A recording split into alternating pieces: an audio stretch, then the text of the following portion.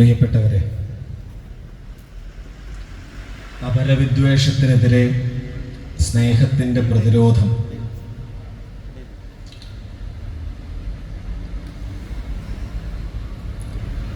ഇറ്റലിയിൽ ഗുബ്ബിയോ എന്ന പേരിലൊരു ചെറിയ പട്ടണമുണ്ട്. ഗുബ്ബിയോ നഗരത്തെ പറ്റി പഴയൊരു കഥയുണ്ട്. ഗുബ്ബിയോ നഗരത്തിലെ മുഴുവൻ മനുഷ്യരെയും ഒരു കാലത്ത് ഭീതിയിലാഴ്ത്തിയത് ഒരു ചെന്നായയുടെ ആക്രമണമായിരുന്നു അത്ര. സ്ഥിരമായി ഒരു ചെന്നായ അവിടെ താമസമുറപ്പിക്കുകയും അവിടെയുള്ള കന്നുകാലികളെയൊക്കെ കൊന്നൊടുക്കാൻ മാത്രം ഭീമാകാരനായ ചെന്നായ തുടർന്ന് അവിടെയുള്ള മനുഷ്യരെയും ആക്രമിക്കാൻ തുടങ്ങുകയും ദിവസേന മനുഷ്യരെ കൊന്നു തിന്നുന്ന ഒരു നരഭോജിയായി മാറിയ ആ ചെന്നായ ഗുബ്ബിയോ നഗരവാസികൾക്ക് ആകമാനം ഭീഷണിയായി തീരുകയും ചെയ്തു എന്നാണ് ഒരു കഥ.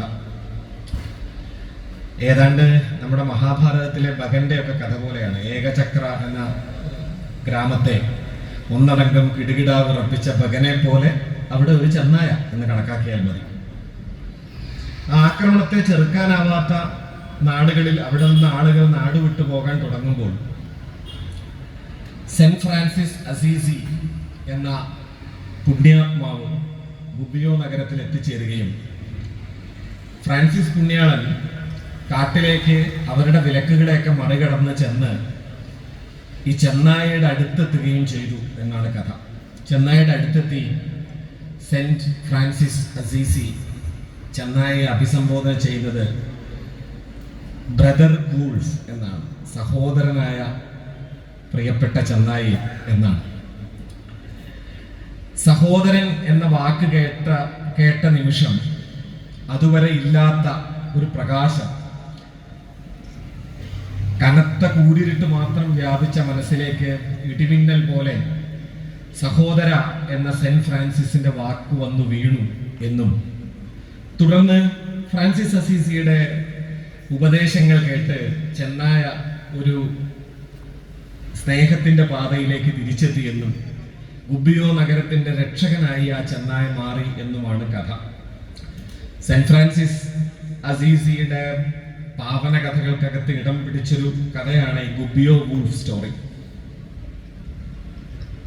ലോക ജനതയോട്, മുതലാളിത്തത്തിന്റെ ചെന്നായ്ക്കളോട്, യുദ്ധക്കൊതിയുടെ രക്തദാഹത്തിന്റെ ചെന്നായ്ക്കളോട് നിരന്തരമായി സഹോദരന്മാരെ അരുത് എന്ന് പറഞ്ഞ മറ്റൊരു ഫ്രാൻസിസ് മാർപ്പാപ്പ ഇന്നലെയാണ് നമ്മൾ വിട്ടുപോയത്. ഈ തിക്കോടി ഗ്രാമോത്സവത്തിന്റെ നോട്ടീസിന് മുകളിൽ എഴുതി വെച്ച വാചകം അപരവിദ്വേഷത്തിനെതിരെ സ്നേഹത്തിന്റെ പ്രതിരോധം എന്നത് അദ്ദേഹത്തിന്റെ ജീവിതത്തിന് ചേർന്ന വാക്യമാണ്. ജീവിതത്തിൽ ഞാൻ ഇത്രയും സൂക്ഷ്മമായി നിരീക്ഷിച്ച മറ്റൊരു മാർപ്പാപ്പയില്ല.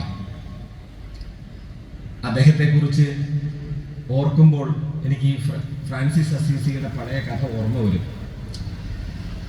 ഫ്രാൻസിസ് എന്ന പേരിൽ മറ്റൊരു പോപ്പില്ല. അദ്ദേഹം പോപ്പായി സ്ഥാനമേറ്റപ്പോൾ എന്ത് പേരാണ് സ്വീകരിക്കുന്നത് എന്ന് അദ്ദേഹത്തോട് ചോദിച്ചു. അപ്പോൾ അദ്ദേഹം ഫ്രാൻസിസ് എന്ന പേര് സ്വീകരിക്കുന്നു എന്ന് പറഞ്ഞപ്പോൾ ഫ്രാൻസിസ് സേവ്യർ എന്നാണ് പലരും കരുതിയത്. കത്തോലിക്ക സഭയെ സംബന്ധിച്ച് ഏറ്റവും പ്രസിദ്ധമായ, ഏറ്റവും പ്രധാനപ്പെട്ട വിശുദ്ധന്മാരിൽ ഒരാളാണ് ഫ്രാൻസിസ് സേവ്യർ. പക്ഷെ അദ്ദേഹം പിന്നീട് അത് തിരുത്തി, ഞാൻ ഫ്രാൻസിസ് സേവ്യറുടെ പേരല്ല സ്വീകരിക്കുന്നത്, മറിച്ച് എല്ലാ സുഖഭോഗങ്ങളും വിട്ടൊഴിഞ്ഞ് ജീവിതം പൂർണ്ണമായും ദരിദ്രരുടെ സുവിശേഷീകരണത്തിനായി ചിലവഴിച്ച ഫ്രാൻസിസ് അസീസിയുടെ പേരാണ് എന്ന് അദ്ദേഹം തന്നെ വിശദീകരിച്ചു. അതിൻ്റെ സാക്ഷ്യമായിരുന്നു 2013 മുതൽ 2025 വരെയുള്ള ഫ്രാൻസിസ് മാർപ്പാപ്പയുടെ ജീവിതം. അദ്ദേഹത്തിൻ്റെ ഓർമ്മകൾക്ക് മുന്നിൽ ശിരസ് കുതിച്ചുകൊണ്ടല്ലാതെ ഇന്നെനിക്ക് സംസാരിച്ച് തുടങ്ങാനാവില്ല. വേദിയിലെ ബ്ലോക്ക് പഞ്ചായത്ത് പ്രസിഡന്റ്, ആദരണീയ അധ്യക്ഷ, ഞാനേറെ ആദരിക്കുന്ന, എൻ്റെ ചെറുപ്പത്തിൽ എൻ്റെ നാടകഭാവുകത്വത്തെയും ജീവിത ഭാവുകത്വത്തെയും പിടിച്ചു കുലുക്കിയ ചരിത്രം അവസാനിക്കുന്നില്ല എന്ന നാടകത്തിൻ്റെ കർത്താവായ ചന്ദ്രശേഖരൻ തിക്കോടി, മറ്റ് വേദിയിലുള്ള പ്രമുഖർ, സർഗധനരായ നാടകകാരന്മാർ, എഴുത്തുകാർ, പ്രിയപ്പെട്ട സുഹൃത്തുക്കളെ, ഈ നാട് സാഹിത്യകാരന്മാരുടെയും കലാകാരന്മാരുടെയും ഒരു നാടാണ്. തിക്കോടിയൻ മുതൽ അനവധി വലിയ സാഹിത്യകാരന്മാരുടെ നാടാണ്. എനിക്ക് ചെറുപ്പത്തിൽ കിട്ടിയ ഒരു സമ്മാനമായി കിട്ടിയൊരു പുസ്തകം വിവേകാനന്ദന്റെ വീണ്ടും തൃക്കോട്ടൂരിൽ എന്നൊരു ചെറിയ പുസ്തകമായിരുന്നു. അന്ന് തൃക്കോട്ടൂരിനെ പറ്റി വായിച്ചത് എനിക്ക് ഇന്നും മനസ്സിൽ ഓർമ്മയിലുണ്ട്. അതുകൊണ്ട് തൃക്കോട്ടൂരൊക്കെ കുട്ടിക്കാലത്തെ എൻ്റെ ഒരു മനസ്സിലെ ദേശമാണ്. സങ്കല്പങ്ങൾക്ക് യാഥാർത്ഥ്യങ്ങളെക്കാളും ഭംഗിയുണ്ടാവും. ചിലപ്പോഴൊക്കെ യാഥാർത്ഥ്യങ്ങൾക്ക് സങ്കല്പങ്ങളോളമോ ചിലപ്പോൾ സങ്കല്പങ്ങളെക്കാൾ കൂടുതലോ ഭംഗിയുണ്ടാവും. അത്തരത്തിൽ സങ്കല്പവും യാഥാർത്ഥ്യവും എല്ലാം കലർന്ന തൃക്കോട്ടൂരിൻ്റെ മണ്ണിലേക്ക് വരാനും നിങ്ങളോട് സംസാരിക്കാനും കഴിഞ്ഞതിൽ എനിക്ക് സന്തോഷമുണ്ട്. ഒരു കാര്യം തീർച്ചയാണ്, ഉദ്ഘാടന പ്രസംഗത്തിൽ ബഹുമാന്യനായ ബ്ലോക്ക് പഞ്ചായത്ത് പ്രസിഡന്റ് ചൂണ്ടിക്കാണിച്ചതുപോലെ നമ്മളെല്ലാവരും യഥാർത്ഥത്തിൽ ഈ നാടിൻ്റെ പോക്കിൽ വലിയ ആശങ്കയുള്ള ആളുകളാണ്. മുമ്പൊന്നും കേൾക്കാത്ത വാർത്തകളാണ് നമ്മുടെ ചുറ്റും കേൾക്കുന്നത്.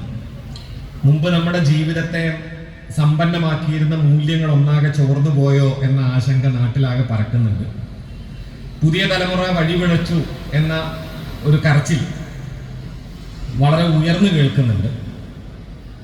കുറച്ച് മുൻപ് മുതലേ ആ കരച്ചിലൊക്കെ ഉണ്ടായിരുന്നെങ്കിലും ഇപ്പം ആ കരച്ചിൽ അങ്ങനെയല്ല. ഇപ്പം ആ കരച്ചിൽ കേരളത്തിലൊട്ടാകെ വ്യാപിച്ചിട്ടുണ്ട്. ഇത്തരം ഒരു അന്തരീക്ഷത്തിൽ നമ്മൾ സംസാരിക്കുമ്പോൾ ഞാൻ ആലോചിക്കാറുള്ളത്, യഥാർത്ഥത്തിൽ നമ്മുടെ നാട്ടിലത്തെ പ്രശ്നങ്ങളെ സമചിത്തതയോടെ കാണാൻ നമുക്ക് കഴിയുന്നുണ്ടോ എന്ന ചോദ്യം മുന്നിലൊരു വലിയ ചോദ്യമാണ്. എന്ന് വെച്ചാൽ മലയാളിയുടെ ഒരു പൊതു സ്വഭാവം മുൻധാരണകളുടെ മുകളിൽ സംസാരിക്കുക എന്നതാണ്. മുൻധാരണകളുടെ മുകളിലാണ് നമുക്ക് എപ്പോഴും കാര്യങ്ങൾ ആലോചിക്കാൻ എളുപ്പം. ഹൈപ്പോത്തറ്റിക്കൽ തിങ്കിങ് എന്ന് ഇംഗ്ലീഷുകാർ പറയുന്ന, ആദ്യമേ ഒരു തിയറി ഉണ്ടാക്കി വെച്ച് നമ്മൾ ആദ്യം തീരുമാനിച്ചിട്ടുണ്ട് ഇതാണ് തീരുമാനം എന്ന്. അതിന് പറ്റുന്ന രീതിയിൽ മറ്റു കാര്യങ്ങളൊക്കെ ചേർത്ത് വെച്ചാണ് നമ്മളെപ്പോഴും ചിന്തിക്കുക. അത് വ്യക്തിപരമായൊരു തെറ്റല്ല, നമ്മുടെ ചിന്താരീതിയുടെ ഒരു സ്വഭാവമാണ്. ഉദ്ഘാടന പ്രസംഗം അവസാനിപ്പിച്ചത് വിജയൻ മാഷിയുടെ ഒരു ഉദ്ധരണിയിലാണ്. വിജയൻ മാഷിയുടെ വീട്ടിൽ ഞാനൊരു സമയത്ത് മാഷയുടെ പ്രിയപ്പെട്ട കുട്ടികളിൽപ്പെട്ട ഒരാളായതുകൊണ്ട് നിത്യസന്ദർശകനായിരുന്നു. അന്ന് മാഷ വീട്ടിൽ പോയിരിക്കുമ്പോൾ ഒരു ദിവസം ഞാൻ ആ കാലത്ത് വലിയ കലാഭ്രാന്തനാണ്. കഥകളിയും കൂടിയാട്ടവും ചെണ്ടമേളവും നാടകവും മറ്റു നാടൻ കലകളും അതിൻ്റെയൊക്കെ പിന്നാലെ നടക്കുന്ന ഒരു ഭ്രാന്തനാണ്. ഇന്നുമാണ്, അന്നല്ല ഇന്നുമാണ്. അപ്പോൾ അന്ന് കണ്ട കഥകളികളെ കുറിച്ച്, ചില കൂടിയാട്ടത്തെക്കുറിച്ച്, അതിനെക്കുറിച്ചൊക്കെ ഞാൻ വളരെ ഗൗരവമായി കാണുന്ന സമയമാണ്. മാഷോട് എൻ്റെ ബാലിശത കൊണ്ട്, എൻ്റെ മാഷയുടെ വലിപ്പത്തെ പറ്റി തന്നെയുള്ള അറിവ് എൻ്റെ മുന്നിൽ വളരെ പരിമിതമായതുകൊണ്ട് മാഷയുടെ മുന്നിൽ ഞാൻ വളരെ വാചാലമായി സംസാരിച്ചു. ഞാൻ കണ്ടൊരു കഥകളിയെക്കുറിച്ച് ഒക്കെ സംസാരിച്ചു. മാഷ അതെല്ലാം കേട്ടതിന് ശേഷം തല ഉയർത്തിപ്പിടിച്ച് ചിരിച്ചുകൊണ്ട് പറഞ്ഞൊരു വാചകം അന്ന് എനിക്ക് അത്ര മനസ്സിലായില്ല. പക്ഷേ ഇന്നെനിക്കത് മനസ്സിലാവും. എന്നാൽ പോലും മാഷ് ഉദ്ദേശിച്ച് പൂർണ്ണമായി മനസ്സിലായോ എന്ന് സംശയമാണെങ്കിൽ, മാഷ് പറഞ്ഞു, നമ്മുടെ നാട്ടിലൊക്കെ കിളികൾ കൂടുണ്ടാക്കുന്നത് ഈ ചകിരിനാരൊക്കെ ഉപയോഗിച്ചിട്ടാണ്. ചകിരിനാരൊക്കെ ഉപയോഗിച്ചാണ് നമ്മുടെ നാട്ടിൽ സാധാരണ കിളികൾ കൂടുണ്ടാക്കുന്നത്. പക്ഷെ ബോംബെയിലോ അല്ലെങ്കിൽ പുറത്തെവിടെയെങ്കിലും ഒക്കെയുള്ള വലിയൊരു മെട്രോപൊളിറ്റൻ സിറ്റിയിൽ പോയി കഴിഞ്ഞാൽ അവർ ഈ ഇലക്ട്രിക് കമ്പി വെച്ചിട്ടും വയർ വെച്ചിട്ടും ഒക്കെ കൂടുണ്ടാക്കുന്നത് കാണാം. ഇലക്ട്രിക് വയർ കൊണ്ട് കൂടുണ്ടാക്കിയാലും കൂടൊക്കെ ഉണ്ടായിക്കോളും. ചകിരി തന്നെ വേണമെന്നൊന്നുമില്ല കൂടുണ്ടാക്കാൻ എന്ന് മാഷ് പറഞ്ഞു. എനിക്ക് അന്ന് മാഷ് എന്ന് പറയുന്നത് കേട്ടപ്പോൾ ഞാൻ വേറെ എന്തൊക്കെയോ പറയുന്നു. മാഷ് ഇപ്പോൾ ചകിരി കൊണ്ടാണോ ഇലക്ട്രിക് വയർ കൊണ്ടാണോ കൂടുണ്ടാക്കേണ്ടതെന്ന് പറയുന്നു എന്നല്ലാതെ പ്രത്യേകിച്ച് ഒന്നും തിരിഞ്ഞിട്ടില്ല. പക്ഷെ ഇന്ന് ആലോചിക്കുമ്പോൾ എനിക്കറിയാം, ലോകം മാറിക്കൊണ്ടിരിക്കുകയാണ് മോനെ എന്നാണ് മാഷ് ചുരുക്കത്തിൽ എന്നോട് പറഞ്ഞത്. ലോകം മാറിക്കൊണ്ടിരിക്കുകയാണ്.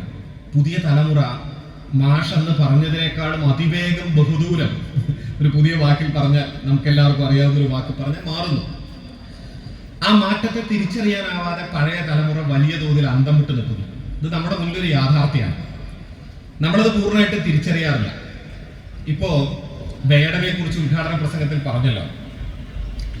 നിങ്ങൾ ആലോചിച്ചിട്ടുണ്ടോ, ഇന്നിവിടെ ഇരിക്കുന്ന ഒരു 40 വയസ്സെങ്കിലും ആയ ആളുകൾ ഒരുപാട് പേര് ഈ വേദിയിൽ ഇരിക്കുന്നുണ്ട്. അതിന്റെ താഴെയുള്ള ആളുകളുടെ എണ്ണമാണ് ഇപ്പോഴും ഇത്തരം വേദികളിലൊക്കെ കുറവ്. 40 വയസ്സിനും അതിന് മുകളിലുള്ള ആൾക്കാരൊക്കെ എല്ലാവർക്കും അറിയുമായിരിക്കും. നമ്മുടെ എല്ലാവരുടെയും ചെറുപ്പത്തിൽ നമുക്കൊരു അന്നത്തെ കാലത്തെ ഒരു സെൻസിബിലിറ്റി ഉണ്ടാവും. അന്നത്തെ പല കാര്യങ്ങളോടും നമ്മൾ സ്ഥിരമായി പുതിയ കാര്യങ്ങൾ നമ്മൾ കാണുന്ന ഒരു പ്രായമായിരിക്കും. നമ്മുടെ മുതിർന്ന ആളുകൾ നമ്മുടെ വീട്ടിലുണ്ടാവും. ഇപ്പൊ എന്റെ ഉദാഹരണം പറഞ്ഞാൽ, എന്റെ കുട്ടിക്കാലത്ത് സച്ചിൻ ടെണ്ടുൽക്കർ ഒക്കെ ക്രിക്കറ്റ് കളിക്കുന്ന ഒരു അദ്ദേഹത്തിന്റെ സച്ചിന്റെ ഏറ്റവും പുതിയ കാലമൊക്കെ ആരംഭിക്കുകയാണ്. മുഹമ്മദ് അസ്ഹറുദ്ദീൻ യുഗമൊക്കെ അവസാനിക്കുന്നു. ക്രിക്കറ്റ് കണ്ട് ശീലമുള്ളവർക്കൊക്കെ ഞാൻ പറയുന്നത് വ്യക്തമാവും ആ ഒരു കാലം. അപ്പൊ സച്ചിൻ, ദ്രാവിഡ്, സൗരവ് ഗാംഗുലി, അങ്ങനെ ഒരു ക്രിക്കറ്റ് യുഗം ഒക്കെ നടക്കുകയാണ്. അപ്പൊ ഞങ്ങളൊക്കെ അത് കാണുന്ന കുട്ടികളാണ്, ഞങ്ങൾ ക്രിക്കറ്റ് കളിക്കുന്ന കുട്ടികളാണ്. ഞങ്ങളുടെ പ്രധാനപ്പെട്ട നായകന്മാർ മുഹമ്മദ് അസ്ഹറുദ്ദീനും സച്ചിനും ഒക്കെയാണ്. പക്ഷെ എൻ്റെ അമ്മാവന്മാരൊക്കെ വീട്ടിലുണ്ട്. അവരുടെ ആരാധനാപാത്രങ്ങൾ കപിൽ ദേവും ഗവാസ്കറും രവിശാസ്ത്രിയും ഒക്കെയാണ്. പഴയ ക്രിക്കറ്റുകാരുടെ ആരാധകരാണ്. പക്ഷെ അവർക്ക് സച്ചിനെയൊക്കെ അറിയാം. അവർക്ക് സച്ചിനെ അറിയായികയില്ല, അവർക്കറിയാം. ഞാൻ സാഹിത്യത്തിൽ വായിച്ചുകൊണ്ടിരിക്കുന്നത് ആധുനിക സാഹിത്യമാണ്. എം മുകുന്ദൻ മുതൽ ഇങ്ങോട്ടാണ് എന്നെ സംബന്ധിച്ച് പ്രിയങ്കരം. കേശവദേവനെ വായിക്കുന്നുണ്ടാവും, ഓടയിൽ നിന്ന് വായിക്കുന്നുണ്ടാവും, സുന്ദരികളും സുന്ദരന്മാരും വായിക്കുന്നുണ്ടാവും, രണ്ടിടങ്ങനെയും കയറും ഒക്കെ പിന്നീട് വായിക്കുന്നുണ്ട്. ബഷീറിനെ തീർച്ചയായിട്ടും, അത് ബഷീർ ഒരു എവർഗ്രീൻ ആണ്. അതുകൊണ്ട് എല്ലാ കാലത്തും ബഷീറിനെ വായിക്കുന്നുണ്ടാവും. പക്ഷെ എന്നെ സംബന്ധിച്ചിടത്തോളം പ്രിയങ്കരം എം മുകുന്ദനാണ്, അല്ലെങ്കിൽ ടി വി കൊച്ചുബാവയാണ്, അല്ലെങ്കിൽ വേറൊരു തലമുറയാണ് എന്നെ സംബന്ധിച്ചിടത്തോളം. ഒ വി വിജയന് ശേഷം വന്ന ആധുനികതയുടെ ഒരു തലമുറയാണ് എന്നെ സംബന്ധിച്ചിടത്തോളം പ്രിയങ്കരമായ വായന. സേതു, ഓഫ് കോഴ്സ് തിക്കോടിയൻ മുതലൊക്കെയുള്ള കോവിലൻ, അങ്ങനെയൊക്കെയുള്ള ആളുകളാണ്. അതേസമയം എൻ്റെ വീട്ടിലെ മുതിർന്ന വായനക്കാരുണ്ട്. അവരെ സംബന്ധിച്ചിടത്തോളം ഉറൂബിന്റെ സുന്ദരികളും സുന്ദരന്മാരിനേക്കാളും മികച്ചൊരു നോവൽ മലയാളം കണ്ടിട്ടുണ്ടോ എന്ന് ചോദിക്കുന്ന ആളുകളാണ്. ഇങ്ങനെ രണ്ട് ഭാവുകത്വം ഉണ്ടാവും. പക്ഷെ പുതിയ സംഭവം അവർക്ക് അറിയാമായിരുന്നു. അഥവാ അന്നത്തെ കുട്ടികൾ എന്ത് ചിന്തിക്കുന്നു, എന്ത് വായിക്കുന്നു, എന്ത് കേൾക്കുന്നു, ഏത് തരം മനുഷ്യരെ ആരാധിക്കുന്നു തുടങ്ങിയ കാര്യങ്ങളെ പറ്റി നമുക്ക് അറിയാമായിരുന്നു, മുതിർന്ന ആളുകൾക്ക് അറിയാമായിരുന്നു. ഇന്ന് നമ്മൾ നമ്മുടെ വീട്ടിലെ കുട്ടികളെ ഒന്ന് നോക്കുക. അവരാരാധിക്കുന്ന അവരുടെ ആരാധനാപാത്രങ്ങളെ നിങ്ങൾക്കറിയാമോ? നിങ്ങൾ സ്വയം ചോദിച്ചു നോക്കുക. എത്ര പേർ K-pop പരിചയമുള്ളവരുണ്ട്? Korean pop. പുതിയ കുട്ടികളോട് ചോദിച്ചു നോക്കൂ, മിക്കവാറും എല്ലാ കുട്ടികൾക്കും കൊറിയൻ പോപ്പിലെ 5 ചെറുപ്പക്കാരുണ്ട്. 5 ചെറുപ്പക്കാരുടെ പേര് അവർ പറയും. ആ 5 പേരിൽ ഒരാളുടെ പേര് എത്ര പേർക്ക് കഴിയുമെന്നുള്ള സംശയം. ഞാൻ നിങ്ങളുടെ ആരുടെ അറിവിനെ ചോദ്യം ചെയ്യല. അത് ഒരാളുടെ പ്രശ്നമല്ല. നമുക്ക് ആർക്കെങ്കിലും, നിങ്ങൾ ആരെങ്കിലും K-pop മര്യാദയ്ക്ക് കേൾക്കുന്നുണ്ടോ? പുതിയ തലമുറയിലെ ആളുകൾ കണ്ടുകൊണ്ടിരിക്കുന്ന കൊറിയൻ സീരീസുകൾ കാണുന്നുണ്ടോ? കൊറിയൻ ഡാർക്ക് സീരീസുകളോ അല്ലാത്ത സീരീസുകളോ കാണുന്നുണ്ടോ? ഇങ്ങനെ തുടങ്ങി അനേകം പുതിയ ചെറുപ്പക്കാർ ആസ്വദിച്ചുകൊണ്ടിരിക്കുന്ന, പുതിയ കുട്ടികൾ ആസ്വദിച്ചുകൊണ്ടിരിക്കുന്ന സെൻസിബിലിറ്റി നമ്മളെ സംബന്ധിച്ചിടത്തോളം അപരിചിതമാണ്. പൂർണ്ണമായും അപരിചിതമായ മറ്റേതോ ലോകത്താണ് അവർ വ്യവഹരിക്കുന്നത് എന്ന് മാത്രമാണ് നമുക്കറിയാവുന്നത്. അതെങ്ങനെയാണ് സംഭവിച്ചത്? നമ്മളത് തിരിച്ചറിയാറ് പോലുമില്ല. നമ്മളെന്തിനത് കാണണം? അതാണ് നമ്മുടെ വ്യത്യാസം. സത്യത്തിൽ ഈ ജനറേഷൻ ഗ്യാപ്പ് എന്ന് മുമ്പ് ഉപയോഗിച്ചിരുന്ന വാക്ക്, തലമുറകൾ തമ്മിലുള്ള വിടവ് എന്ന് മുമ്പ് ഉപയോഗിച്ചിരുന്ന വാക്ക്, അതിനപ്പുറം നിൽക്കുന്ന വെർച്വൽ ജനറേഷൻ ഗ്യാപ്പ് എന്ന് പറഞ്ഞാൽ പ്രതീതി ലോകത്തിലെ തലമുറകളുടെ വിടവ് എന്ന് പറയുന്ന പുതിയൊരു വിടവ് രൂപപ്പെട്ടിട്ടുണ്ട്. കാര്യം വളരെ ലളിതാണ്. നിങ്ങൾക്ക് എല്ലാവർക്കും അറിയാം, നമ്മൾ എന്തുകൊണ്ടാണ് K-pop കേൾക്കാത്തത്? നമ്മൾ എന്തുകൊണ്ടാണ് കൊറിയൻ സീരീസുകൾ കാണാത്തത്? ഞാൻ പറയുന്ന എല്ലാവരും അല്ലാട്ടോ, അതൊന്നും പൊതുവല്ല അഭിപ്രായം. കാണുന്നവരുണ്ടാവും, എല്ലാവർക്കും അപവാദങ്ങൾ ഉണ്ടാവും. എന്തുകൊണ്ട് കേരളീയ പൊതുസമൂഹം അത് കാണുന്നില്ല? ഒരു തലമുറ അത് കാണുന്നില്ല? എന്തുകൊണ്ട് എൻ്റെ ചെറുപ്പത്തിലെ എൻ്റെ അമ്മാവന്മാർക്ക് സൗരവ് ഗാംഗുലിയെയും സച്ചിനെയും പരിചയം ഉണ്ടായിരുന്നു? അവർ ഗവാസ്കറിന്റെ ആരാധകരാണെന്ന്. ഞാനും എൻ്റെ അമ്മാവനും കണ്ടിരുന്ന ഒരേ TV ആണ്. പക്ഷേ ഞാനും എൻ്റെ 9ാം ക്ലാസ്സിലെ മോളും കാണുന്ന പ്രതലം ഒന്നല്ല. അവൾ കാണുന്നത് വേറൊരു മൊബൈലിലും ഞാൻ കാണുന്നത് വേറൊരു മൊബൈലിലുമാണ്. നിങ്ങളുടെ വീട്ടിലെ കുട്ടികൾ കാണുന്നത് മറ്റൊരു പ്രതലത്തിലും നിങ്ങൾ കാണുന്നത് മറ്റൊരു പ്രതലത്തിലുമാണ്. അതുകൊണ്ട് തന്നെ നിങ്ങൾക്ക് ഇഷ്ടമുള്ള സീരിയൽ നിങ്ങൾ കാണുന്ന ചതുരത്തിലും, കുട്ടികൾക്ക് ഇഷ്ടമുള്ളത് അവർ കാണുന്ന ചതുരത്തിലും കാണാം. ഓരോരുത്തരും വ്യക്തിപരമായി ഒറ്റയ്ക്കൊരു വ്യക്തിയായി തീരുകയും ഒറ്റയ്ക്കുള്ള ആസ്വാദനത്തിനുള്ള സാധ്യത തുറക്കുകയും ചെയ്യുന്നതോടുകൂടി ആസ്വാദനത്തിന്റെ ഒരു വ്യക്തിപരത രൂപപ്പെടുകയാണ്. ഞാൻ മുഴുവനായും എൻ്റെ ചോയ്സാണ് എൻ്റെ കാഴ്ചകൾ, എൻ്റെ കേൾവികൾ, എൻ്റെ ഭാവുകത്വം എന്ന് വരികയാണ്. അങ്ങനെ വരുന്നതുകൊണ്ട് ഒരു ഗുണവുമില്ലേ? തീർച്ചയായിട്ടും ഗുണമുണ്ട്, ഒരുപാട് ഗുണങ്ങളുണ്ട്. നമ്മൾ ഓരോരുത്തരുടെയും ആഗ്രഹം അനുസരിച്ച് നമുക്ക് സഞ്ചരിക്കാവുന്ന ലോകങ്ങൾ ഇങ്ങനെ തുറന്നു കിടക്കുകയാണ്. പഴയ പോലെയല്ല. നമുക്കറിയാലോ, നമ്മുടെ മുന്നിലുള്ള ഓരോ ഉപകരണത്തിലും മുൻപില്ലാത്ത വിധം ലോകം മുഴുവൻ നമ്മുടെ കയ്യിൽ ഇങ്ങനെ ചുരുങ്ങിയിരിക്കുകയാണ്. പണ്ട് രവീന്ദ്രനാഥ ടാഗോർ എഴുതി വെക്കുമ്പോൾ എത്ര വിശ്വം ഭവത്യേക നീടം എന്ന് എഴുതി വെക്കുമ്പോൾ ലോകം ഒരു കിളിക്കൂട് പോലെ ഇവിടെ ചുരുങ്ങിയിരിക്കുന്നു എന്ന് ശാന്തിനികേതനത്തിന് മുന്നിൽ എഴുതി വെക്കുമ്പോൾ ഉണ്ടായിരുന്ന അർത്ഥത്തിനേക്കാളും എത്രയോ വലിയ അർത്ഥത്തിൽ നമ്മുടെ ഓരോരുത്തരുടെയും കയ്യിൽ ഒരു എത്ര വിശ്വം ഭവത്യേക നീടം ഇരിക്കുന്നുണ്ട്. നമ്മുടെ കയ്യിൽ ലോകം ഒരു കിളിക്കൂട് പോലെ ഒരു മൊബൈലായിട്ട് ചുരുങ്ങിയിരിക്കുന്നുണ്ട്. അതിന് ഒരുപാട് സാധ്യതകളുണ്ട്. പക്ഷേ ഈ വൈയക്തികമായ ഇൻഡിവിജ്വലായ ഒറ്റയ്ക്കുള്ള ആസ്വാദനത്തിന്റെ വിവിധ ചെറിയ ദ്വീപുകൾ മാത്രമായി ഒരു കുടുംബത്തിനകത്തെ മനുഷ്യർ തന്നെ രൂപാന്തരപ്പെടുന്ന ഒരു ചരിത്ര സന്ധി പുതിയതാണ്. അത് മുൻപുള്ളതല്ല. ഒരു വീട്ടിലെ മനുഷ്യർ തമ്മിൽ സംസാരിക്കാതാവുന്ന, ഓരോ മനുഷ്യനും അവരവരുടെ ഒറ്റയ്ക്കുള്ള ഒരു ലോകത്ത് ജീവിക്കുന്ന വൈകുന്നേരങ്ങൾ മാത്രം സൃഷ്ടിക്കപ്പെടുന്ന അന്തരീക്ഷം പുതിയൊരു അന്തരീക്ഷമാണ്. അത് മുൻപില്ലാത്തതാണ്. നിങ്ങൾക്ക് എല്ലാവർക്കും അറിയുമായിരിക്കും, ഞാൻ പറഞ്ഞതുപോലെ തന്നെ ഈ പറയുന്ന 40 വയസ്സിലെങ്കിലും എത്തിയ മുഴുവൻ മനുഷ്യർക്കും അവരുടെ ബാല്യകാലത്തേക്ക് തിരിഞ്ഞു നോക്കിയാൽ അവരുടെ വൈകുന്നേരങ്ങൾ എങ്ങനെയായിരുന്നു എന്ന് ഓർക്കാം. മിക്കവാറും എല്ലാ വീടുകളിലും വൈകുന്നേരം പണി മാറ്റി ആളുകളെത്തും. ആളുകളെത്തിയതിനു ശേഷം എന്ത് വർഗനിലയിലുള്ളവരാണെങ്കിലും അവർ തമ്മിൽ ചിലപ്പോൾ വഴക്ക് നടക്കും, ചിലപ്പോൾ സ്നേഹപരമായ സംസാരം നടക്കും. എന്തായാലും എല്ലാവരും തമ്മിലുള്ള കമ്മ്യൂണിക്കേഷൻ ടൈം, വർത്തമാനത്തിന്റെ സമയം വളരെ കൂടുതലായിരുന്നു. ഒന്നിച്ച് ഭക്ഷണം കഴിക്കുക എന്നതായിരുന്നു ഞങ്ങളുടെയൊക്കെ വീട്ടിലെ പണ്ട് മുതലുള്ള പതിവ്. മിക്കവാറും പഴയ വീടുകളിലൊക്കെ ഒന്നിച്ചായിരുന്നു രാത്രിയിലെ ഭക്ഷണം. നിങ്ങളൊക്കെ സ്വയം ആലോചിച്ചാൽ അറിയാം, നിങ്ങളുടെ വീട്ടിൽ എത്ര ദിവസങ്ങൾ വൈകുന്നേരം എല്ലാവരും കൂടിയിരുന്ന് ഭക്ഷണം കഴിക്കുന്നുണ്ട് എന്ന് ആലോചിച്ചാൽ പോലും ചിലപ്പോൾ ഉത്തരം വ്യത്യസ്തമായിരിക്കും. നിങ്ങൾക്ക് ഓരോരുത്തർക്കും സ്വയം ചോദിക്കാവുന്ന ചോദ്യമാണ്. ഈ മാറ്റം നമ്മളെ ഒറ്റയ്ക്കുള്ള മനുഷ്യരാക്കി തീർക്കുന്നു. ഒറ്റയ്ക്കൊരു മനുഷ്യനാകുമ്പോൾ ഉണ്ടാവുന്ന പ്രശ്നം മറ്റു ചിലതാണ്. എന്താണെന്ന് വെച്ചാൽ, ഈ ഹോമോസാപ്പിയൻസ് എന്ന ജീവി, മനുഷ്യൻ എന്ന് പറയുന്ന ഈ ജീവി ഉണ്ടല്ലോ, ഇതിന്റെ അടിസ്ഥാന പ്രകൃതം തന്നെ സാമൂഹ്യ ജീവിതമാണ്, ഒറ്റയ്ക്കുള്ള ജീവിതമല്ല. മനുഷ്യൻ ഒരു കാലത്തും ചരിത്രത്തിൽ ഒറ്റയ്ക്ക് അതിജീവിക്കാൻ ശീലിച്ച ഒരു ജീവിയല്ല. മനുഷ്യനെ കുറിച്ച് മാർക്സിന്റെ പ്രസിദ്ധമായ ഒരു നിർവചനമുണ്ട്. Man is an ensemble with social relationship. സാമൂഹ്യ ബന്ധങ്ങളുടെ സമുച്ചയമാണ് മനുഷ്യൻ. മാൻ എന്ന് മാർക്സ് എന്ന് പ്രയോഗിക്കുന്നത് പുരുഷൻ എന്ന അർത്ഥത്തിലല്ല, മനുഷ്യൻ എന്ന അർത്ഥത്തിലാണ്. സാമൂഹ്യ ബന്ധങ്ങളുടെ സമുച്ചയമാണ് മനുഷ്യൻ.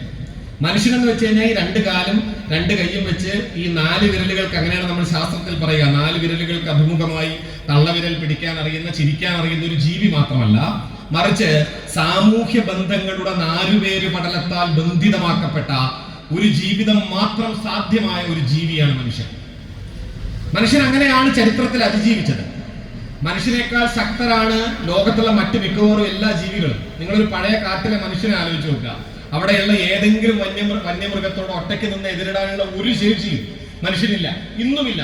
കാട്ടിൽ ഒറ്റയ്ക്ക് പോയി പെട്ട് കഴിഞ്ഞാൽ അവിടുത്തെ ഏതെങ്കിലും ഒരു വന്യജീവിയുടെ മുന്നിൽ നിന്ന് രക്ഷപ്പെടാനുള്ള ഒരു സാധനവും പ്രകൃതിപരമായി നമ്മുടെ ശരീരത്തിനില്ല. പക്ഷേ മനുഷ്യർ ആ ജീവികൾക്ക് മുഴുവൻ മുകളിലേക്ക് എത്തിയത് അവന്റെ ധിഷണയുടെ വളർച്ച കൊണ്ട് മാത്രമല്ല. അതാണ് പ്രധാനപ്പെട്ട ഒരു ഘടകമായിട്ട് നമ്മൾ പറയാം, തലച്ചോറിന്റെ വികാസം. അത് മാത്രമല്ല, ആ തലച്ചോറിന്റെ വികാസത്തിലെ പ്രധാന ഘടകമായി അവന്റെ സാമൂഹ്യ ജീവിതം വന്നതാണ്. മനുഷ്യർക്ക് ഒന്നിച്ച് പ്രവർത്തിക്കാൻ പറ്റും. ഒന്നിച്ചു നിന്നൊരു തീരുമാനത്തിൽ ഒന്നിച്ചു നിന്ന് ഒരുപാട് പേരെ അതിനകത്ത് ഇന്റർലിങ്ക് ചെയ്യാൻ പറ്റും. പരസ്പരമുള്ള കണ്ണികളെ കൂട്ടിക്കെട്ടാൻ പറ്റും. അതിലുള്ള മനുഷ്യന്റെ അത്ഭുതകരമായ സിദ്ധിയാണ് മനുഷ്യന്റെ വളർച്ചയുടെ അടിസ്ഥാനം. ഇപ്പൊ യുവാൻ ഹരാരി എന്ന് പറയുന്ന ഇന്ന് വളരെ പ്രസിദ്ധനായ ഒരു ശാസ്ത്ര ചരിത്രകാരൻ പറയുന്ന ഒരു കാര്യമുണ്ട്. അദ്ദേഹം പറയും, ഒരു ഫുട്ബോൾ സ്റ്റേഡിയത്തിൽ 1,00,000 മനുഷ്യർ ഒന്നിച്ച് ആർപ്പ് വിളിക്കുന്നത് കാണുമ്പോൾ എനിക്ക് വലിയ അമ്പരപ്പാണ് പലപ്പോഴും തോന്നുക. കാരണം അദ്ദേഹം അമ്പരക്കുന്നത് എന്തുകൊണ്ടാണെന്ന് വെച്ചാൽ, അദ്ദേഹം തന്നെ അത് പറയുന്നുണ്ട്, മനുഷ്യൻ എന്നൊരൊറ്റ ജീവിക്ക് 1,00,000 പേർക്ക് പരസ്പരം തല്ലുകൂടാതെ ഒരു സ്റ്റേഡിയത്തിൽ ഇങ്ങനെ ഒന്നിച്ചിരുന്ന് ആർപ്പ് വിളിക്കാൻ പറ്റും. മനുഷ്യനെ ഒറ്റ ജീവിക്കേ പറ്റും. 1,00,000 സിംഹങ്ങളെ നിങ്ങളൊരു സ്റ്റേഡിയത്തിലാക്കി നോക്കൂ, കുറച്ചു നേരം കഴിഞ്ഞ് നോക്കൂ. 1,00,000 സിംഹങ്ങളും തമ്മിൽ അതിഭീകരമായ കലാപം ഉണ്ടാവും. പരസ്പരം അവ കടിച്ചു കീറും. 1,00,000 പുലികൾ, 1,00,000 ആനകളെ ഇങ്ങനെ അടുത്തടുത്ത് ഇരുത്തിയിട്ട് നിങ്ങളൊരു സ്ഥലത്ത് കൊണ്ടുപോയിട്ട് നോക്കൂ. ആ ജീവി ഇങ്ങനെ ഇരിക്കില്ല. പക്ഷെ മനുഷ്യന് 1,00,000 മനുഷ്യരെ പരസ്പരം ബന്ധിപ്പിക്കുന്ന ഒരാശയം ഉണ്ടെങ്കിൽ അത് ഇങ്ങനെ ചുറ്റിക്കറങ്ങുന്ന, കാലുകളിൽ നിന്ന് കാലുകളിലേക്ക് പ്രവഹിക്കുന്ന ഒരു ബോൾ ആയിക്കോട്ടെ, ആ ഒരൊറ്റ ചെരടിൽ 1,00,000 മനുഷ്യർ ഒരുമിച്ച് ചെയ്തു. അപ്പൊ ഈ സാമൂഹ്യ ബന്ധങ്ങളാണ് മനുഷ്യനെ നിർണയിച്ചിട്ടുള്ളത്. മനുഷ്യന്റെ ഏറ്റവും പ്രാചീനമായ തെളിവ് ജമൈക്കയിൽ നിന്ന് കണ്ടെടുക്കുമ്പോൾ ഏറ്റവും പഴയ ഫോസിൽ ലൂസി മുത്തശ്ശി എന്നാണ് സയൻസ് അതിന് പറയുക. കാരണം ഒരു സ്ത്രീയുടെ ഫോസിലാണ് മനുഷ്യന്റെ ശരീരത്തിന്റെ ഫോസിലായിട്ട് നമുക്ക് കിട്ടിയിരിക്കുന്ന ഏറ്റവും പഴയ ഫോസിൽ. ആ ഫോസിലിന്റെ തുടയിൽ ചെറുതായി പൊട്ടിയിട്ടുണ്ട്. ക്ലാരൻഡെക് എന്ന് പറയുന്ന അതിനെപ്പറ്റി ഗവേഷണം നടത്തിയ ഈ ചരിത്ര നരവംശാസ്ത്ര പണ്ഡിത പിന്നീട് പറയുന്ന ഒരു കാര്യമുണ്ട്. ഈ ലൂസി എന്നത് പിന്നെ സയന്റിസ്റ്റുകളുടെ ഒരു പേരാണ്. കാരണം ഏതാണ്ട് 7000-ൽ പരം വർഷങ്ങൾക്ക് മുമ്പ് ജീവിച്ച ഏതോ ഒരു സ്ത്രീയാണ്. അവർ ഏതാണ്ട് ഈ തുടയിൽ പൊട്ടിയതിനു ശേഷം പിന്നീട് 30 വർഷത്തോളം ജീവിച്ചിട്ടുണ്ട് എന്നാണ് ശാസ്ത്രത്തിന്റെ കണ്ടെത്തൽ. എന്ന് വെച്ചാൽ തുടയിൽ പൊട്ടി പിന്നീട് തുടയിൽ കൂട്ടിച്ചേർന്നു, പിന്നെയും അവർ 30 വർഷം ജീവിച്ചു. ചരിത്രത്തിൽ ഇതുവരെ കണ്ടെടുക്കപ്പെട്ടതിൽ വെച്ച് ഏറ്റവും പ്രാചീനമായ തെളിവ്. അതിന്റെ അർത്ഥം എന്താണ്? തുടയിൽ പൊട്ടിക്കഴിഞ്ഞ് അത് യോജിച്ച് വീണ്ടും അവർ ജീവിച്ചു എന്ന് വെച്ചാൽ തുടയിൽ പൊട്ടിക്കിടന്ന് അവരെ ശുശ്രൂഷിക്കാൻ മറ്റാരോ ഉണ്ടായിരുന്നു എന്നാണ് അതിന്റെ അർത്ഥം. 8000 വർഷം മുമ്പുള്ള ഒരു മനുഷ്യ ജീവിക്കും മറ്റൊരാളുടെ സഹായം കൊണ്ടാണ് അവർ അതിജീവിച്ചിട്ടുള്ളത്. അപരന്റെ സഹായമില്ലാതെ മനുഷ്യജീവി അതിജീവിച്ചിട്ടില്ല. നമുക്കറിയാലോ ജനിച്ചു വീഴുന്ന ഒരു കുട്ടിയുടെ അവസ്ഥ എന്താണെന്ന്. ജനിച്ചു വീഴുന്ന ഒരു മനുഷ്യക്കുട്ടിയോളം നിസ്സഹായമായി ഏത് കുട്ടിയാണുള്ളത്? ഒരു പശുക്കുട്ടി ജനിച്ചു വീണ് കഴിഞ്ഞാൽ കുറച്ചു നേരം കഴിഞ്ഞ് കഴിഞ്ഞാൽ അത് പോയിട്ട് പാല് കുടിക്കും, സ്വയം എഴുന്നേറ്റ് നിൽക്കും. മനുഷ്യക്കുഞ്ഞൊന്ന് സ്വയം ജീവിക്കാനാവണമെങ്കിൽ എത്ര വർഷം എടുക്കും? ഒരു മനുഷ്യക്കുട്ടിയെ നമ്മൾ ജനിച്ച ഉടനെ മുതിർന്ന ആരും നോക്കാതെ ഉപേക്ഷിച്ചാൽ ആ കുട്ടി ചത്തുപോകും എന്ന കാര്യത്തിൽ ഒരു സംശയമില്ല. ആ കുട്ടി മരണമല്ലാതെ വേറൊന്നുമില്ല. അത് ആദ്യത്തെ ദിവസമല്ല, 6 മാസം, 1 വയസ്സ്, അതുകൊണ്ടൊന്നും ഒരു കുട്ടി സ്വയം പര്യാപ്തതയിലെത്തില്ല. അത്ര നിസ്സഹായനാണ് മനുഷ്യൻ. അതുകൊണ്ട് മനുഷ്യന്റെ ദീർഘചരിത്രത്തിൽ ഉടനീളം പോകുന്ന സാമൂഹ്യ ജീവിതത്തെ ടെക്നോളജി കൊണ്ട് ഒറ്റയ്ക്കൊറ്റയ്ക്ക് ജീവിക്കാവുന്ന മനുഷ്യർ, ഒറ്റയ്ക്ക് ഭാവുകത്വങ്ങളെ നിർമ്മിക്കാവുന്ന, ഒറ്റയ്ക്ക് സെൻസിബിലിറ്റിയെ, ഒറ്റയ്ക്ക് സ്വന്തം സൗന്ദര്യബോധത്തെ കൊണ്ടു നടക്കാവുന്ന മനുഷ്യർ എന്ന നിലയിലേക്ക് വരുന്ന മാറ്റം വളരെ ഗുരുതരമായ ചില സാമൂഹ്യ പ്രത്യാഘാതങ്ങളായി നമ്മുടെ മുന്നിലേക്ക് കടന്നു വരും.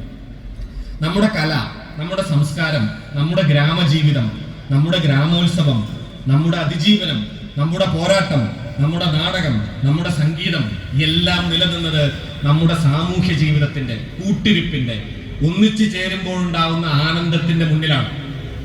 ഈ ആനന്ദം നഷ്ടപ്പെടുന്ന നിമിഷം ഒറ്റയ്ക്ക് കിട്ടുന്ന ഏത് ആനന്ദങ്ങളുടെയും ആനന്ദ പ്രതീതികളിലേക്ക്, പ്രതീതികളുടെ മാത്രം ലോകത്തേക്ക് മനുഷ്യൻ ചുരുങ്ങുന്ന നിമിഷം മനുഷ്യൻ അപകടകരമായ ഒരു ഭാവുകത്വത്തിലേക്ക് കൂടി പ്രവേശിക്കും. അതിനെയാണ് ഡേഞ്ചർ സെൻസിബിലിറ്റി എന്ന് പുതിയ സാമൂഹ്യ ശാസ്ത്രജ്ഞർ വിശേഷിപ്പിക്കുന്നത്. എന്ന് വെച്ചാൽ കാര്യം വളരെ വ്യക്തമാണ്. നിങ്ങൾക്കറിയാലോ, കഴിഞ്ഞ കുറച്ച് ദിവസങ്ങൾക്ക് മുമ്പാണ് തിരുവനന്തപുരത്ത് അഫാൻ എന്ന് പറയുന്ന ഒരു ചെറുപ്പക്കാരൻ രാവിലെ മുതൽ വൈകുന്നേരം വരെ ഒരു കൊലപാതക സീരീസ് നടത്തിയത്. നിങ്ങളൊക്കെ വാർത്തയിൽ കണ്ടു കാണും. 9:30 മുതൽ വൈകുന്നേരം 5 മണി വരെ നീണ്ടു നിൽക്കുന്ന ഒരു കൊലപാതക സീരീസാണ് ഒരു ചെറുപ്പക്കാരൻ നടത്തുന്നത്. അത് മിക്കവാറും എല്ലാം സ്വന്തം കുടുംബക്കാരാണ്, ഒപ്പം സ്വന്തം ഗാന്ധി. ഈ ചെറുപ്പക്കാരനെ ഏറ്റവും പേടിപ്പിക്കുന്ന യാഥാർത്ഥ്യം, ഞാൻ ആ വാർത്തയിൽ ഏറ്റവും എന്നെ പേടിപ്പിച്ചത് അയാൾ ചെയ്തിരിക്കുന്ന പ്രവൃത്തികളുടെ ക്രൂരതകളുടെ കഥകളല്ല. ചുറ്റിക കൊണ്ടടിച്ച് വളരെ നിഷ്ഠൂരമായിട്ടാണ് കൊലപാതകങ്ങൾ. അത് മാത്രമല്ല, ആ ചെറുപ്പക്കാരനെ പറ്റി ആ നാട്ടിൽ ഒരു പരാതിയുമില്ല. നിങ്ങൾ ശ്രദ്ധിച്ചിരുന്നോ? ആ ചെറുപ്പക്കാരൻ ലഹരി ഉപയോഗിക്കുന്നില്ല നമ്മുടെ അറിവനുസരിച്ച്. ആ ചെറുപ്പക്കാരനെ കുറിച്ച് മറ്റെന്തെങ്കിലും ഒരു ക്രിമിനൽ ബാക്ക്ഗ്രൗണ്ടോ ഒരു കേസോ ആ ചെറുപ്പക്കാരന്റെ മുകളിലില്ല. ആ നാട്ടിലെ ഒരു ബൈക്ക് കൊടുത്തിട്ട് രാവിലെ വീട്ടിൽ നിന്ന് പുറത്തിറങ്ങുന്ന ആ ചെറുപ്പക്കാരൻ ആ നാട്ടിലെ പ്രായമായ ആളുകളെയൊക്കെ കണ്ടാൽ ചിരിച്ച് വർത്തമാനം പറഞ്ഞുകൊണ്ടിരുന്നു. കണ്ടാൽ സുമുഖനായ, നിഷ്കളങ്കൻ എന്ന് തോന്നുന്ന ഒരു 20 വയസ്സ് 22 വയസ്സ് പ്രായം തോന്നുന്ന ഒരു ചെറുപ്പക്കാരൻ, നമ്മുടെ നാട്ടിലൊക്കെ കാണുന്ന പുതിയ പയ്യന്മാരെ പോലെ ഒരാൾ. അങ്ങനെ ഒരു ചെറുപ്പക്കാരനാണ് ഒരു ദിവസം രാവിലെ മുതൽ വൈകുന്നേരം വരെ ഇങ്ങനെ ഒരു ക്രിയ നടത്തുന്നത്. അത് വളരെ പേടിപ്പിക്കുന്നതാണ്. എങ്ങനെയാണ് ഇത്തരം ഒരു വലിയ മാറ്റം നമ്മുടെ നാട്ടിൽ സംഭവിക്കുന്നത്? ഇത് സത്യത്തിൽ നമ്മൾ ഓരോരുത്തരും വസ്തുതാപരമായി ആലോചിക്കേണ്ട ഒരു പ്രശ്നമാണ്. പണ്ടൊക്കെ എന്തായിരുന്നു എന്ന ഭൂതകാല നിലവിളി ഇതിനൊരു മറുപടിയല്ല. ഞാൻ അങ്ങനെയാണ് കരുതുന്നത്. പണ്ടൊരു സംഭവമായിരുന്നു. നമുക്ക് വളരെ എളുപ്പമാണ് അങ്ങനെ പറയാൻ. നമുക്ക് വളരെ എളുപ്പമുള്ള ഒരു പരിപാടിയാണ്. പണ്ട് വലിയൊരു സംഭവമായിരുന്നു. പുതിയ കുട്ടിയോടെ അടിച്ചിരുത്താനായി എല്ലാ കാലവും കാരണവന്മാർ പറഞ്ഞിരുന്ന ഒരു കഥയാണ് പണ്ടൊരു സംഭവമായിരുന്നു എന്ന കഥ. എന്നോട് എൻ്റെ മുതിർന്ന ആളുകൾ പറഞ്ഞിട്ടുണ്ട്, നിന്റെ കാലത്തൊക്കെ എന്താണുള്ളത്? ഞങ്ങളുടെ കാലത്ത് വൻ സംഭവമായിരുന്നു ഞങ്ങൾ എന്നാണ്. അവരോട് അവരുടെ മുൻ തലമുറക്കാർ പറഞ്ഞിട്ടുണ്ട്, അതേപോലെ പറഞ്ഞിട്ട് നിന്റെ കാലത്തൊക്കെ എന്താണുള്ളത്? ഞങ്ങളുടെ ചെറുപ്പകാലം വലിയ സംഭവമായിരുന്നു എന്നാണ്. പണ്ടത്തെ കേരളം വലിയ സംഭവമായിരുന്നു എന്ന് പറയുന്ന മനുഷ്യരോട് എനിക്ക് സത്യത്തിൽ എന്താണ് ഉത്തരം പറയേണ്ടതെന്ന് അറിയില്ല, ചിരിക്കുകയല്ലാതെ. 150 വർഷം മുമ്പുള്ള തിക്കോടി ഇന്നത്തെ തിക്കോടിയേക്കാളും നല്ലതായിരുന്നു എന്ന് നിങ്ങൾ പറയുന്നെങ്കിൽ നിങ്ങളുടെ ചരിത്രബോധത്തെ നിങ്ങൾ തന്നെ നിങ്ങളുടെ ലിറ്റ്മസ് പേപ്പറിൽ നോക്കണമെന്ന് ഞാൻ പറയൂ. 150 വർഷം മുമ്പ് തിക്കോടിയിൽ ഒരു പൊതുയോഗം സാധ്യമാവുമോ? എന്റെ സംശയം. ഒരു പൊതുയോഗം സാധ്യമാവുമോ? പൊതുയോഗം എന്ന് വെച്ചാൽ എന്താണ്? നിങ്ങൾ ഏത് ജാതിയാണ്, ഏത് മതമാണെന്ന് ഒന്നും എനിക്കറിയില്ല, നിങ്ങൾക്കും എല്ലാവർക്കും പരസ്പരം അറിയില്ല. പക്ഷെ നിങ്ങൾ തോളോട് തോൾ ചേർന്ന് ഇവിടെ ഇരിക്കുന്നുണ്ട്. ഈ ജാതി ഏത്, മതമേത്, വർണ്ണമേത്, വർഗമേത്, ലിംഗമേതെന്നറിയാതെ പരസ്പരം ചേർന്നിരിക്കുന്ന ഈ പൊതുയോഗം ഉണ്ടല്ലോ, അങ്ങനെ ഒരു കാര്യം സാധ്യമല്ലായിരുന്നു. അത് തിക്കോടിയിലല്ല, കേരളത്തിൽ എവിടെയും ഇന്ത്യയിൽ എവിടെയും സാധ്യമായിരുന്നില്ല. അങ്ങനെ ജാതി രാക്ഷസ ദഹനം നടക്കുന്ന ഒരു നാടായി നമ്മുടെ നാടിനെ മാറ്റിയത് ഈ നാട്ടിലെ വിപ്ലവകാരികളാണ്, സാമൂഹ്യ പരിഷ്കർത്താക്കളാണ്. ആ ജാതി രാക്ഷസൻ ദഹിക്കുന്നതിന് മുമ്പ് നമ്മുടെ നാട് എന്തായിരുന്നു? നമ്മുടെ നാട് ഈ ജാതിയുടെ കീഴിൽ അനേകം മനുഷ്യരെന്നും മനുഷ്യരല്ലാത്തവരെന്നും വേർതിരിക്കപ്പെട്ട മനുഷ്യരുടെ അനേകം അപരലോകങ്ങൾ മാത്രം നിലനിന്ന ഒരു ഇരുണ്ട സ്ഥലമായിരുന്നു. എനിക്ക് മലയാള സാഹിത്യത്തിലെ പലരോടുള്ള ചിലപ്പോഴൊക്കെ ഉള്ള ഒരു പ്രതിഷേധം, വലിയ തോതിലുള്ള ഈ ഭൂതകാല രതി പണ്ടൊരു സംഭവമായിരുന്നു എന്ന തരത്തിൽ നമ്മുടെ സാഹിത്യം എഴുതി പോയിട്ടുണ്ട്. ഇപ്പൊ KGS മാഷ് ഒരു കവിതയുണ്ട്, പഴഞ്ചൊല്ലു പോലെ നാട്ടുവിളിച്ചം നിറഞ്ഞ വഴികളായിരുന്നു പണ്ട് തൃക്കാക്കരയിലാകെ. മാഷ് എഴുതുന്നു, മനോഹരമായ ഇമേജറിയാണ്. പഴഞ്ചൊല്ലു പോലെ നാട്ടുവിളിച്ചം നിറഞ്ഞ വഴികൾ. രണ്ട് പ്രശ്നമാണുള്ളത്. പണ്ടത്തെ വഴികൾക്കൊന്നും അത്ര നാട്ടുവിളിച്ചൊന്നും ഉണ്ടായിരുന്നില്ല. ഇപ്പൊ സ്ട്രീറ്റ് ലൈറ്റ് ഒക്കെ വന്നപ്പോഴാണ് അത്യാവശ്യം വെളിച്ചായത്. രണ്ടാമത്തെ കാര്യം, പഴഞ്ചൊല്ലിൽ അത്ര വലിയ വെളിച്ചമില്ല. ഞാൻ അങ്ങനെയും കരുതാത്ത ആളാണ്. ഈ പുത്തനച്ചി പുരപ്പുറം തൂക്കും, മറ്റേ ചെമ്മീൻ ചാടിയാൽ മുട്ടോളം, പിന്നെ എന്താ കാക്ക് കുളിച്ചാൽ കൊക്കാവുമോ എന്നൊക്കെ പറയുന്ന സാധനത്തിനാണല്ലോ പഴഞ്ചൊല്ലെന്ന് പറയുന്നത്, അല്ലെ? ഈ പഴഞ്ചൊല്ലുകളെല്ലാം ഒന്നുകിൽ സ്ത്രീ വിരുദ്ധമായിരിക്കും, അല്ലെങ്കിൽ വംശവിരുദ്ധമായിരിക്കും, ഏതെങ്കിലും വംശങ്ങളെ പരിഹസിക്കുന്നതായിരിക്കും, വർണ്ണവിവേചനം ഉൾക്കൊള്ളുന്നതായിരിക്കും. ഇങ്ങനെ മനുഷ്യന്റെ അനേകം ദുരധികാര പ്രവണതകളുടെ കൂമ്പാരമാണ് സത്യത്തിൽ കേരളത്തിലെ മിക്കവാറും എല്ലാ പഴഞ്ചൊല്ലുകളും. വളരെ അപൂർവമായി എന്ന് മാറ്റി നിർത്താവുന്ന പഴഞ്ചൊല്ലുകളുണ്ട്. പക്ഷെ നമ്മൾ അങ്ങനെയാണ് ആലോചിക്കാറുള്ളത്, പണ്ട് ഗംഭീരായിരുന്നു എന്നാണ്.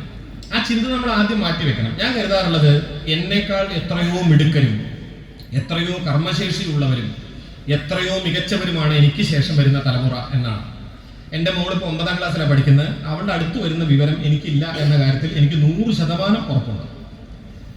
അതായത് എൻ്റെ മോളുടെ കാര്യമല്ല, എൻ്റെ മോളുടെ പ്രായമുള്ള മിക്കവാറും ആരുടെയും അടുത്ത് വരുന്ന വിവരം എനിക്കില്ല എന്നാണ് എൻ്റെ അഭിപ്രായം. സ്വാഭാവികമായിട്ടും അത് അങ്ങനെ ആയിരിക്കും. അതിൽ പ്രത്യേകിച്ച് അത്ഭുതപ്പെടാനൊന്നുമില്ല, അതിൽ നിരാശപ്പെടാനും ഒന്നുമില്ല. എൻ്റെ ചെറുപ്പത്തിൽ ഞാനും അങ്ങനെ ആയിരുന്നു. എൻ്റെ മുൻ തലമുറക്കാർ അത്ഭുതത്തോടെ കണ്ട കുറെ അറിവുകൾ നമുക്കൊക്കെ കുട്ടിക്കാലത്ത് ഉണ്ടായിരുന്നു. എൻ്റെ കുട്ടിക്കാലത്ത് നാട്ടിൽ ആദ്യമായിട്ട് ടേപ്പ് റെക്കോർഡുകളൊക്കെ ഇങ്ങനെ വ്യാപകമാവുന്ന സമയത്ത് വീട്ടിലൊരു ടേപ്പ് റെക്കോർഡർ വാങ്ങി. അപ്പം ഇതിനകത്ത് ഓല കാസറ്റ് ഇട്ട് ഓഡിയോ കാസറ്റ് പ്രവർത്തിപ്പിക്കുന്ന ഞാനായിരുന്നു. കാരണം ഞാനാണ് അതിൽ പണ്ഡിതൻ. എനിക്ക് ഈ ടേപ്പ് റെക്കോർഡിൽ ഓഡിയോ കാസറ്റ് ഇട്ട് അതിൽ റെക്കോർഡ് അമർത്താനും പോസ് അമർത്താനും റീവൈൻഡ് അടിക്കാനും ഫോർവേഡ് അടിക്കാനും ഒക്കെ അറിയാം. അപ്പൊ എൻ്റെ മുത്തശ്ശി, നമ്മുടെ അമ്മയൊക്കെ ഉണ്ട്, മുത്തശ്ശിയൊക്കെ അവനെ വിളിക്കുക, അവനത് നിങ്ങൾ വെറുതെ കേടുവരുത്തണ്ട, അവനെ ആ പണി അറിയുമെന്ന് പറയും. അപ്പോൾ ഞാൻ പ്രവേശിക്കും, എന്നിട്ടാണ് അത് ഓപ്പറേറ്റ് ചെയ്യാം.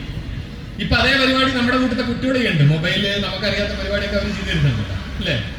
നിങ്ങളുടെയൊക്കെ പേരക്കിടാങ്ങളൊക്കെ ചെയ്തു തരുന്നില്ലേ? നിങ്ങൾക്കറിയില്ല, പക്ഷേ 5 വയസ്സായ കുട്ടിക്ക് വളരെ വൃത്തിയായിട്ട് അറിയാം. ഞാൻ കമ്പ്യൂട്ടർ ഫീൽഡിലാണ് ജോലി ചെയ്യുന്നത്. എൻ്റെ മൊബൈലിലെ ചില കംപ്ലൈന്റുകൾ എൻ്റെ 9ാം ക്ലാസ്സിൽ പഠിക്കുന്ന മോളാണ് പരിഹരിക്കുന്നത്. കാരണം അവളുടെ അത്ര മൊബൈൽ പരിജ്ഞാനം ചില സമയത്ത് എനിക്കില്ല. ഞാൻ ഈ ഇതിലാ പണിയെടുക്കുന്നത്, പറഞ്ഞിട്ട് കാര്യമില്ല, ഞാനത് നോക്കിയിരിക്കുന്നില്ല. അവൾക്കറിയാം. ഇത് ലോകത്ത് വളരെ സ്വാഭാവികമായ ഒരു കാര്യമാണ്. ലോകത്ത് പുതിയ തലമുറ പുതിയ അറിവുകൾ നേടും. നമ്മൾ കാണേണ്ടത്, പുതിയ അറിവുകളുമായി പുതിയ തലമുറ മുന്നോട്ട് പോകുമ്പോൾ അവർക്കിടയിൽ സംഭവിക്കുന്ന മാനസികമായ പ്രതിസന്ധി എന്താണ്. അതിനെ അഡ്രസ് ചെയ്യാൻ നമ്മൾ തയ്യാറാവുന്നില്ല. നമ്മളതിൽ ഭൂതകാലത്തിൽ നിന്നുകൊണ്ട് കാര്യമില്ല. നമ്മൾ ആ പ്രശ്നത്തെ യഥാർത്ഥത്തിൽ കാണേണ്ടതുണ്ട്. ഒന്ന്, ഉദ്ഘാടന പ്രസംഗത്തിൽ അദ്ദേഹം ചൂണ്ടിക്കാണിച്ചെടുത്തെന്ന് തന്നെ പറയാം. പ്രശ്നങ്ങളുടെ അകക്കാമ്പ് കാണുന്നില്ല എന്നൊരു വാക്ക് അദ്ദേഹം പറഞ്ഞു. അതൊരു യാഥാർത്ഥ്യമാണ്. അത് പ്രശ്നങ്ങളുടെ മാത്രമല്ല. നിങ്ങൾ ആലോചിച്ച് നോക്കിയിട്ടുണ്ടോ? നമ്മൾ മുമ്പൊക്കെ കണ്ടിരുന്നത് പോലെ കാര്യങ്ങളുടെ ആഴമല്ല ഇപ്പൊ പ്രധാനം, പരപ്പാണ് പ്രധാനം. ഒരു കാര്യത്തിന്റെ ആഴം പ്രധാനമല്ല. ഒരു കാര്യവും പഠിക്കുന്നതിലും ആഴം പ്രധാനമല്ല, പരപ്പാണ് പ്രധാനം. അത് 21ാം നൂറ്റാണ്ടോടുകൂടി ലോകത്തെമ്പാടും പ്രചരിക്കപ്പെട്ട അതിന് പിന്നിൽ മുതലാളിത്തത്തിന്റെ വളരെ കൃത്യമായ ഒരു ജ്ഞാന മേഖലയിലെ അജണ്ട പ്രവർത്തിക്കുന്നുണ്ട്. പക്ഷെ നമ്മളത് യഥാർത്ഥത്തിൽ നമ്മുടെ നാട്ടിലെ ഉദാഹരണങ്ങൾ വെച്ച് മനസ്സിലാക്കേണ്ടതാണ്. നിങ്ങൾ ആലോചിച്ചിട്ടുണ്ടോ? ഇപ്പോൾ ഞാൻ ചെറുപ്പത്തിൽ പാട്ട് പഠിച്ചിരുന്ന ഒരു കുട്ടിയാണ്, കർണാടക സംഗീതം പഠിക്കുന്ന ഒരു കുട്ടിയായിരുന്നു, കഥകളി സംഗീതം പഠിക്കുന്ന ഒരു കുട്ടിയായിരുന്നു. പക്ഷെ നമുക്ക് കർണാടക സംഗീതമൊക്കെ കേൾക്കാനുള്ള പരമാവധി സോഴ്സ് എന്താണ്? എവിടുന്ന ഇത് കേൾക്കുക? നമ്മുടെ നാട്ടിൽ ഇപ്പൊ ചെന്നൈയിൽ, തമിഴ്നാട്ടിലൊക്കെ ഇടയ്ക്കിടയ്ക്ക് കച്ചേരിയൊക്കെ ഉണ്ട്. നമ്മുടെ നാട്ടിൽ ഫുൾ ടൈം കച്ചേരി ഉണ്ടോ? അതൊന്നുമില്ല. അപ്പോൾ ഈ ഗുരുവായൂരൊക്കെ പോകും, അപ്പോഴൊക്കെ ചില കാസറ്റൊക്കെ കിട്ടും. ആ കാസറ്റൊക്കെ വീട്ടിൽ കൊണ്ടുവന്നിട്ടിട്ടാണ് ഇത് കേൾക്കുന്നത്. സിനിമാ പാട്ട് എത്ര എണ്ണം കേൾക്കുന്നുണ്ട്? റേഡിയോയിൽ ചലച്ചിത്ര ഗാനങ്ങൾ എന്ന് പറഞ്ഞ പരിപാടി വരും, അതിലാണ് നമ്മൾ മിക്കവാറും പാട്ടൊക്കെ കേട്ടിട്ടുള്ളത്. പിന്നെ കാസറ്റായിട്ട് കുറച്ച് ചലച്ചിത്ര ഗാനങ്ങളുടെ കാസറ്റുകൾ വീടുകളിൽ ഉണ്ടാവും. ആ കാസറ്റ് വെച്ചാണ് നമ്മൾ സിനിമാ പാട്ട് കേൾക്കുന്നത്.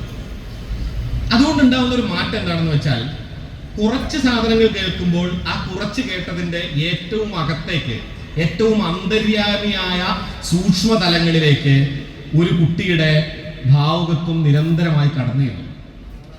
കാര്യം വളരെ ലളിതാണ്. ഇപ്പൊ ഞാൻ ചെറുപ്പത്തിൽ MD രാമനാഥന്റെ ഒരു കാസറ്റ് എവിടുന്നോ എനിക്ക് കിട്ടി. MD രാമനാഥൻ പാടുന്ന ഒരു കാസറ്റ്. മഹാരാജപുരം സന്താനം എന്ന് പറഞ്ഞ വലിയൊരു ഗായകനുണ്ട്, ഒരു ഭാഗവതനുണ്ട്, അദ്ദേഹത്തിന്റെ ഒരു കാസറ്റ് കിട്ടി. ഇതൊക്കെയാണ് എൻ്റെ വീട്ടിൽ. പിന്നെ യേശുദാസിന്റെ ഒരു കാസറ്റ് കിട്ടി. ഇതൊക്കെയാണ് എൻ്റെ വീട്ടിൽ കർണാടക സംഗീതമായിട്ടുള്ള കാസറ്റുകൾ. ഞാൻ അതൊരു 1000 വട്ടം കേട്ടിട്ടുണ്ട്. അത് 1000 വട്ടം കേട്ടത് അത് ഭയങ്കരമായി പെരുത്ത് അതിനോട് മുഹബത്തായിട്ടല്ല, ഇഷ്ടപ്പെട്ടിട്ടല്ല. ഇതൊഴിച്ച് വേറൊരു സാധനം എനിക്ക് കേൾക്കാനില്ല, പിന്നെ അതേ കേൾക്കാൻ പറ്റും. അതുകൊണ്ട് അത് വീണ്ടും വീണ്ടും തിരിച്ചു മറിച്ചിട്ട് കേട്ടു. ഇന്നും എനിക്ക് അതിനകത്തെ യേശുദാസ് പാടിയ ഓരോ പ്ലാനുകളും അതേപോലെ ആവർത്തിക്കാൻ പറ്റും. അത് ആവർത്തിക്കാൻ പറ്റുന്നത് ഞാനത് കേട്ട് കാണാപ്പാടം പഠിച്ചുകൊണ്ടല്ല, അറിയാതെ പഠിഞ്ഞു പോയതാണ്. ഒന്നാമത്തെ തവണ യേശുദാസ് എങ്ങനെയാണ് ആ കീർത്തനം പാടി തുടങ്ങുന്നത്? ജാനകി രമണ എന്ന് അദ്ദേഹം പാടി തുടങ്ങുന്ന വഴി എനിക്ക് ഓർമ്മയുണ്ട്. രണ്ടാമത് അദ്ദേഹം പാടുന്ന പ്ലാൻ എന്താണ്? ജാനകി രമണ. രണ്ടാമത്തെ പ്ലാൻ അതാണ്, എനിക്ക് ഓർമ്മയുണ്ട്. സിനിമാ പാട്ടുകളിലും ഇത്തരം ഓർമ്മകളുണ്ട്. അതായത് പ്ലാൻ ടു പ്ലാൻ ഒരു കുട്ടി അറിയാതെ തന്നെ പഠിക്കപ്പെടുമായിരുന്നു. എന്തുകൊണ്ട്? കേൾക്കുന്നതിന്റെ പരപ്പ് കുറവാണ്, പക്ഷെ സൂക്ഷ്മത കൂടുതലാണ്. എന്നാൽ ഇന്നത്തെ സംഗീതം പഠിക്കുന്ന ഒരു കുട്ടിക്ക് TB കണക്കിന് സംഗീതം യൂട്യൂബിലുണ്ട്. ഒരു പാട്ട് തന്നെ 1000 പേർ പാടിയത് ഒരു കുട്ടിയുടെ മുന്നിലുണ്ട്. ഒരാൾ പാടിയത് എത്ര തവണ ഒരു കുട്ടി ഇരുന്ന് കേൾക്കും? 2 തവണ പരമാവധി കേൾക്കും, അതിനപ്പുറം കേൾക്കില്ല. പിന്നെ അവൻ അടുത്തേക്ക് ചാടും, കാരണം അവന്റെ മുന്നിൽ ഒരുപാട് ചോയ്സ് ആണ്. ഇതേ കാര്യം ഏത് സംഗീതം പഠിക്കുമ്പോഴും ഉണ്ട്, ഏത് കല പഠിക്കുമ്പോഴും ഉണ്ട്, ഏത് സാഹിത്യത്തിലും ഉണ്ട്. നിങ്ങൾ ആലോചിച്ച് നോക്കൂ.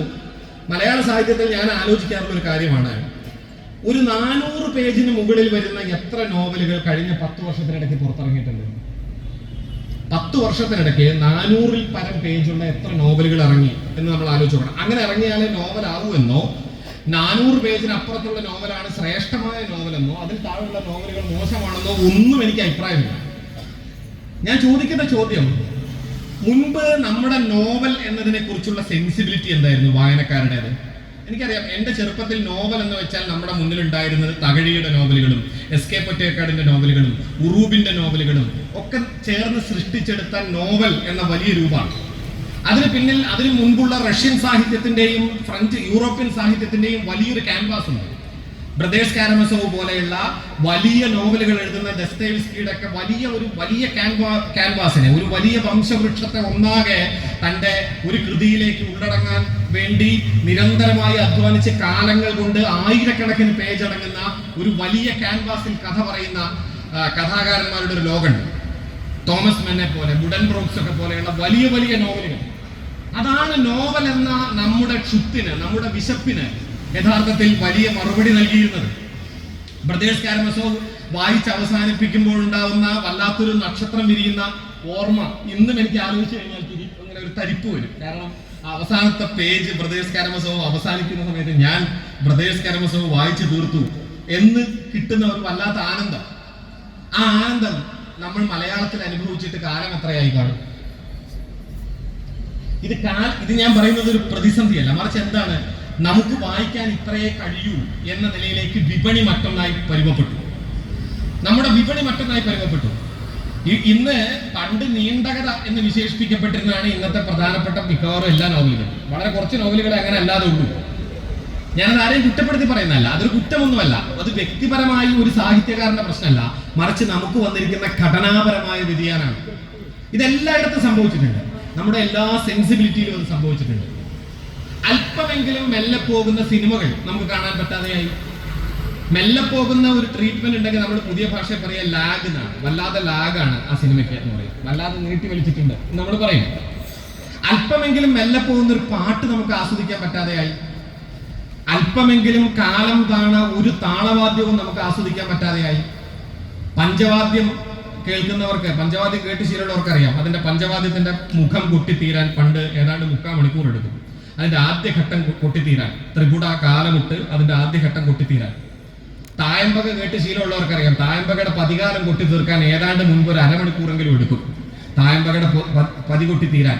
ഇന്ന് തായമ്പക 5 മിനിറ്റ് കൊണ്ട് ആ പതികാലം കൊട്ടി തീർത്ത് മുകളിലേക്ക് കയറും. കാരണം മനുഷ്യന്റെ ഒരു ഉന്മാദത്തിനാണ് പ്രാധാന്യം. എല്ലാവരും ചേർന്ന് ചാടിക്കളിക്കണം. വേഗതയ്ക്കാണ് പ്രാധാന്യം. അതിവേഗം എന്നതാണ് നമ്മുടെ മുദ്രാവാക്യം. ഇത് നമ്മുടെ അറ്റൻഷൻ സ്പാനിൽ വന്ന വ്യത്യാസമുണ്ട്. നമ്മുടെ ഒരു കാര്യത്തിന്റെ ശ്രദ്ധയിൽ വന്ന, ജാഗ്രതയിൽ വന്ന വലിയ വ്യത്യാസത്തെ യഥാർത്ഥത്തിൽ കാണിച്ചു തരുന്നുണ്ട്. ഇതിനെപ്പറ്റി ലോകത്ത് വലിയ പഠനങ്ങളുണ്ട് കേട്ടോ. അത് ഞാനെന്തോ എൻ്റെ ബോധോദയത്തിൽ നിന്ന് പറയുന്നതല്ല. കഴിഞ്ഞ 6 വർഷങ്ങളായി ചിക്കാഗോ യൂണിവേഴ്സിറ്റിയിലെ പ്രധാനപ്പെട്ട ഒരു പഠന സെന്റർ എന്ന് പറയുന്ന അറ്റൻഷൻ സ്പാൻ സ്റ്റഡി എന്ന് പറയുന്നതാണ്. പുതിയ ചെറുപ്പക്കാർക്ക് എത്ര നേരം അറ്റൻഷൻ സ്പാൻ നിലനിർത്താൻ പറ്റുന്നു, ഇതാണ് അവരുടെ സ്റ്റഡി. നിങ്ങൾക്കറിയാം, നമ്മുടെ കയ്യത്തെ മൊബൈൽ ഇങ്ങനെ റീൽസിന്റെ ഒരു ടൈം ഉണ്ടല്ലോ, അതാണ് നമ്മുടെ അറ്റൻഷന്റെ ടൈം, പുതിയ തലമുറയുടെ അറ്റൻഷൻ ടൈം. 20 സെക്കൻഡ് തികച്ച് ഒരു കാര്യം കാണാനുള്ള ക്ഷമ. ആ 20 സെക്കൻഡ് തന്നെ മുഴുവൻ കാണൂല, അത് 10 സെക്കൻഡ് ആകുമ്പോഴേക്കും തീർന്നു. അത് ബോറടിച്ചിട്ടുണ്ടെങ്കിൽ അപ്പം മാറ്റും. 20 സെക്കൻഡ് ഒരു കാര്യത്തെ ക്ഷമയോടെ കാണാൻ പറ്റാത്തവരായിട്ട് നമ്മൾ മാറുകയാണ്. അങ്ങനെ ഒരു തലമുറയുടെ സൗന്ദര്യ ബോധത്തിൽ, സാംസ്കാരിക ബോധത്തിൽ സംഭവിച്ചിരിക്കുന്ന വലിയൊരു പാരഡൈം ഷിഫ്റ്റ് ഉണ്ട്. ഇത് നമ്മുടെ ഗ്രാമീണ ജീവിതത്തെ, നമ്മുടെ സാംസ്കാരിക ഭൂപടത്തെ, നമ്മുടെ സാംസ്കാരികമായ മുഴുവൻ അനുഭവ തലങ്ങളെയും മാത്രമല്ല, നമ്മുടെ ജീവിതാവബോധത്തെയും നമ്മുടെ സാമൂഹ്യ ബോധത്തെയും വലിയ തോതിൽ സ്വാധീനിക്കുന്നു. അതുകൊണ്ട് നമുക്ക് സാമൂഹ്യമായ ഓർമ്മകൾ കുറവാകും. ഇന്ത്യയിലെമ്പാടും നടക്കുന്ന വിദ്വേഷത്തെ പറ്റി സംസാരിക്കാനാണ് എന്നോട് സ്വാഗത പ്രസംഗത്തെ പറഞ്ഞത്. ഞാൻ അതിനെപ്പറ്റി ഒന്നും ഇതുവരെ പറഞ്ഞിട്ടില്ല. അതല്ല ഇപ്പൊ പറയേണ്ടതെന്ന് തോന്നിയത് കൊണ്ടാണ് ഞാൻ ഇത്രയും പറഞ്ഞത്. പക്ഷെ ഒരു കാര്യം പറയട്ടെ, എന്തുകൊണ്ടാണ് ഇന്ത്യയിൽ നടക്കുന്ന വലിയ അപരവിദ്വേഷങ്ങളുടെ ഓർമ്മകൾ പോലും നമ്മുടെ മുന്നിൽ നിന്ന് മാഞ്ഞുപോയത്? ഇപ്പോൾ ഒരു സിനിമ ഇറങ്ങുമ്പോൾ ആ സിനിമയുടെ ആദ്യകാലത്ത് ഗുജറാത്ത് വംശഹത്യയെ പറ്റി കാണിക്കുന്ന ഏതാനും രംഗങ്ങൾ വരുമ്പോഴാണ് ഇങ്ങനെയൊക്കെ സംഭവിച്ചിട്ടുണ്ടല്ലേ എന്ന് അന്ന് ജീവിച്ചിരുന്നവർ പോലും വീണ്ടും ഓർക്കുന്നത്. കാരണം നമ്മുടെ ഓർമ്മയിൽ നിന്ന് അത് പോയി. സത്യത്തിൽ 2002 എന്നൊന്നും പറയുന്നത്, 2003, 2002 എന്നൊന്നും പറയുന്നത് ഒരു അതിവിദൂര ഭൂതകാലമൊന്നുമല്ല, അത്ര പണ്ടൊന്നുമല്ല. അത് പണ്ട് എന്ന് പറയാവുന്ന ഒരു കാലമാണോ ഈ 2000 കഴിഞ്ഞ കാലം? അല്ല, അതായിരുന്നു ഗുജറാത്തിൽ വംശഹത്യ നടന്ന കാലം. പക്ഷെ ബാബു ബജ്രംഗിയെ, മായ ഗോദ്രാനിയെ, ഗുജറാത്തിൽ സംഭവിച്ച വംശഹത്യയുടെ ഓർമ്മകളെ ഒക്കെ നമ്മളെന്നോ നമ്മുടെ ഓർമ്മയുടെ പിന്തിരയിലേക്ക് മായ്ച്ചു കളഞ്ഞു. സർവൈവൽ ഗിൽട്ട് എന്നൊരു പ്രയോഗം സൈക്കോളജിസ്റ്റുകൾ നടത്തും. നമ്മൾ അതിജീവിക്കാനായിട്ട് മനുഷ്യർ പഴയ കുറെ ഓർമ്മകൾ മനസ്സിന്ന് മായ്ച്ചു കളയും. നമുക്കൊക്കെ പരിപാടിയുണ്ട്, നിങ്ങൾക്ക് ആലോചിച്ചറിയാം. നിങ്ങളുടെ ജീവിതത്തിലെ ഏറ്റവും ദുഃഖകരമായ ചില ഓർമ്മകളെ തലച്ചോറ് സ്വാഭാവികമായിട്ട് കുറെ കാലം കഴിയുമ്പോൾ മായ്ച്ചു കളയും. അതെന്തിനാണെന്ന് വെച്ചാൽ നമുക്ക് അതിജീവിക്കണം, നമുക്ക് ജീവിക്കണം. നമുക്ക് ജീവിച്ച് മുന്നോട്ട് പോകണമെങ്കിൽ നമ്മളെ പിടിച്ചുലച്ച, നമ്മളെ വീഴ്ത്തിക്കളയുമെന്ന നിലയ്ക്ക് നമ്മളെ ഒന്നാകെ ആഘാതത്തിലാഴ്ത്തിയ ചില ഓർമ്മകളെ ചിലപ്പോഴെങ്കിലും തലച്ചോറ് സ്വയമേവ മായ്ച്ചു കളയും. അതിനെയാണ് സർവൈവൽ ഗിൽട്ട് എന്ന് പറയുക.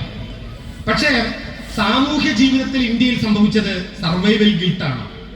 നാം അതിജീവനത്തിന് വേണ്ടിയാണോ ഓർമ്മകളെ ഉപേക്ഷിച്ചത്? അല്ല, മറിച്ച് അതിജീവനത്തിന് വേണ്ടി നാം ഓർക്കേണ്ടവ എന്തോ അതാണ് നമുക്ക് മുന്നിൽ നിന്ന് മായ്ച്ചു കളയപ്പെട്ടത്. ഈ നാടിന്റെ രാഷ്ട്രീയ അധികാരം യഥാർത്ഥത്തിൽ നിരന്തരമായി ഉപയോഗിക്കപ്പെട്ടത് നമ്മുടെ സാമൂഹ്യ ഓർമ്മകളെ മായ്ച്ചു കളയാണ്. പണ്ട് ഷേക്സ്പിയർ ഒരു നാടകത്തിൽ പറയുന്നുണ്ട്, അറേബ്യയിലെ മുഴുവൻ സുഗന്ധദ്രവ്യങ്ങളും ഉപയോഗിച്ച് കഴുകിയാലും മാറാത്ത രക്തഗന്ധം എന്ന് പറയുന്നുണ്ടല്ലോ. അതുപോലെയുള്ള രക്തഗന്ധവുമായി ഗുജറാത്തിൽ നിന്ന് പിടിച്ചു കയറിയ ഒരു മുഖ്യമന്ത്രി ഇന്ത്യൻ പ്രധാനമന്ത്രി ആവുമ്പോൾ അറേബ്യയിലെ സുഗന്ധദ്രവ്യങ്ങൾ വേണ്ടി വന്നില്ല. ഇന്ത്യൻ മാധ്യമങ്ങളുടെ വിടുപണി കൊണ്ട്, ഇന്ത്യയിലെ മനുഷ്യരുടെ സാമൂഹ്യ ഓർമ്മയുടെ നിരാസം കൊണ്ട്, നഷ്ടം കൊണ്ട് അദ്ദേഹം വിശുദ്ധനായി മാറി, വിശ്വഗുരുവായി മാറി, 56 ഇഞ്ചിന്റെ നായകനായി മാറി, ലോകത്തിന് മുന്നിലെ ഇന്ത്യയുടെ പ്രതീകമായി മാറും. ഇത് നമ്മുടെ സാമൂഹ്യ ഓർമ്മകളുടെ മുകളിലേക്കുള്ള വലിയൊരു ശവമടക്കാണ്, വലിയൊരു സംസ്കാരമാണ്. യഥാർത്ഥത്തിൽ സംസ്കാരം എന്ന വാക്കിന് ആ അർത്ഥമേ ഉള്ളൂ നമ്മൾ പറയാറുണ്ട്. ഇപ്പൊ സാംസ്കാരിക പ്രവർത്തകൻ എന്ന് വിശേഷിപ്പിക്കുമ്പോൾ വർഷങ്ങൾക്ക് മുമ്പ് MP നാരായണപിള്ള പറഞ്ഞിരുന്നത് അങ്ങനെ പറഞ്ഞാൽ കുഴിവെട്ടുകാരൻ എന്നാണ് അർത്ഥം എന്നാണ്. കാരണം പണ്ട് ഈ ശബ്ദധാരാവലി ശ്രീകണ്ഠേശ്വരം ഉണ്ടാക്കുമ്പോൾ സംസ്കാരം എന്ന വാക്കിന് ശവസംസ്കാരം എന്നുള്ള ഒറ്റ അർത്ഥമുള്ളൂ. ഇപ്പോഴത്തെ ഈ അർത്ഥമില്ല. വാക്ക് ചരിത്രത്തിലൂടെയാണല്ലോ പുതിയ പുതിയ അർത്ഥങ്ങൾ ഉണ്ടാക്കുന്നത്. ഇപ്പൊ സംസ്കാരം എന്ന് വെച്ചാൽ വേറെ അർത്ഥമാണ്, കൾച്ചർ എന്നുള്ള അർത്ഥമാണ്. ശബ്ദധാരാവലി പിന്നീട് ശ്രീകണ്ഠേശ്വരത്തിന്റെ മകനാണ് പുതുക്കുന്നത്. മകൻ പുതുക്കിയ സമയത്ത് ശവസംസ്കാരം വിദ്യാഭ്യാസം കൊണ്ടും മറ്റും മനുഷ്യൻ ആർജിക്കുന്ന സവിശേഷമായ ഉയർന്ന മനോനില എന്നൊരർത്ഥം പിന്നീട് എഴുതി ചേർന്നു. പക്ഷേ പഴയ മലയാളത്തിൽ സംസ്കാരം എന്ന വാക്കിന് ശവസംസ്കാരം എന്നുള്ളൊരു അർത്ഥമുള്ളൂ. ആ അർത്ഥത്തെ സാംസ്കാരിക പ്രവർത്തകൻ എന്ന് വെച്ച് കഴിഞ്ഞാൽ കുഴിവെട്ടുകാരൻ എന്നാണ് MP നാരായണപിള്ള പറഞ്ഞ പോലെ അർത്ഥം. പക്ഷെ നമ്മളെന്ന അർത്ഥത്തിലല്ല അത് പ്രയോഗിക്കുന്നത്. അപ്പോ ഞാൻ പറഞ്ഞു വന്ന കാര്യം എന്താ വെച്ചാൽ, യഥാർത്ഥത്തിൽ നമ്മുടെ സംസ്കാരത്തിന്റെ പഴയ അർത്ഥത്തിൽ ഒരു വലിയ കുഴിവെട്ടുകാരന്റെ പണി ഈ നാട്ടിലെ സാമൂഹ്യമായ ഓർമ്മകൾക്ക് മുകളിൽ രാഷ്ട്രീയ ദുരധികാരം, വർഗീയത നമ്മുടെ മനസ്സിലേക്ക് നിരന്തരമായി പ്രവർത്തിച്ചിട്ടുണ്ട്. ആ ഒരു സാംസ്കാരികമായ ശവമടക്ക് നമ്മുടെ മനസ്സിനകത്ത് നമ്മുടെ ഓർമ്മകളെ ഇല്ലാതാക്കുകയും ആ ഓർമ്മകൾക്ക് മുകളിൽ നമ്മുടെ ജീവിതം, ഞാൻ നേരത്തെ പറഞ്ഞതുപോലെ അറ്റൻഷൻ സ്പാൻ തീരെ കുറഞ്ഞ ഒരു ജീവിതമായി മാറുകയും ചെയ്തു. ആ ജീവിതമാണ് യഥാർത്ഥത്തിൽ നമ്മുടെ ഗ്രാമീണ ജീവിതത്തെ ഇന്ന് വലിയ ചോദ്യങ്ങൾക്ക് മുന്നിൽ കൊണ്ടുവന്ന് നിർത്തുന്നത്. പുതിയ തലമുറയ്ക്ക് എന്തു പറ്റി എന്ന ചോദ്യത്തിന് മുന്നിൽ കൊണ്ടുവന്ന് നിർത്തുന്നത്.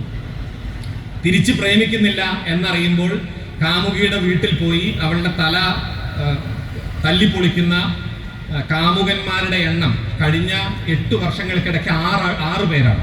നിങ്ങൾ ആലോചിച്ച് നോക്കൂ, 6 കാമുകന്മാരാണ് തിരിച്ചു പ്രേമിക്കാത്തത് കൊണ്ട് പെൺകുട്ടികളെ പോയി കൊന്നത്. പലതരത്തിൽ ഒരു സംഭവമാണെങ്കിൽ യാദൃശ്ചികമെന്നോ ആകസ്മികമെന്നോ ഒക്കെ നിങ്ങൾക്ക് വേണമെങ്കിൽ പറയാം. ഒന്നല്ലല്ലോ. വർഷങ്ങൾ എത്രയോ മുമ്പാണ് ഭാസ്കരൻ മാഷ്, ഇന്നലെയോ മറ്റോ ആയിരുന്നു ഭാസ്കരൻ മാഷിന്റെ ജന്മവാർഷികം എന്നാണ് എൻ്റെ ഓർമ്മ, അല്ലേ? അതെ, ജന്മശതാബ്ദിയാണോ?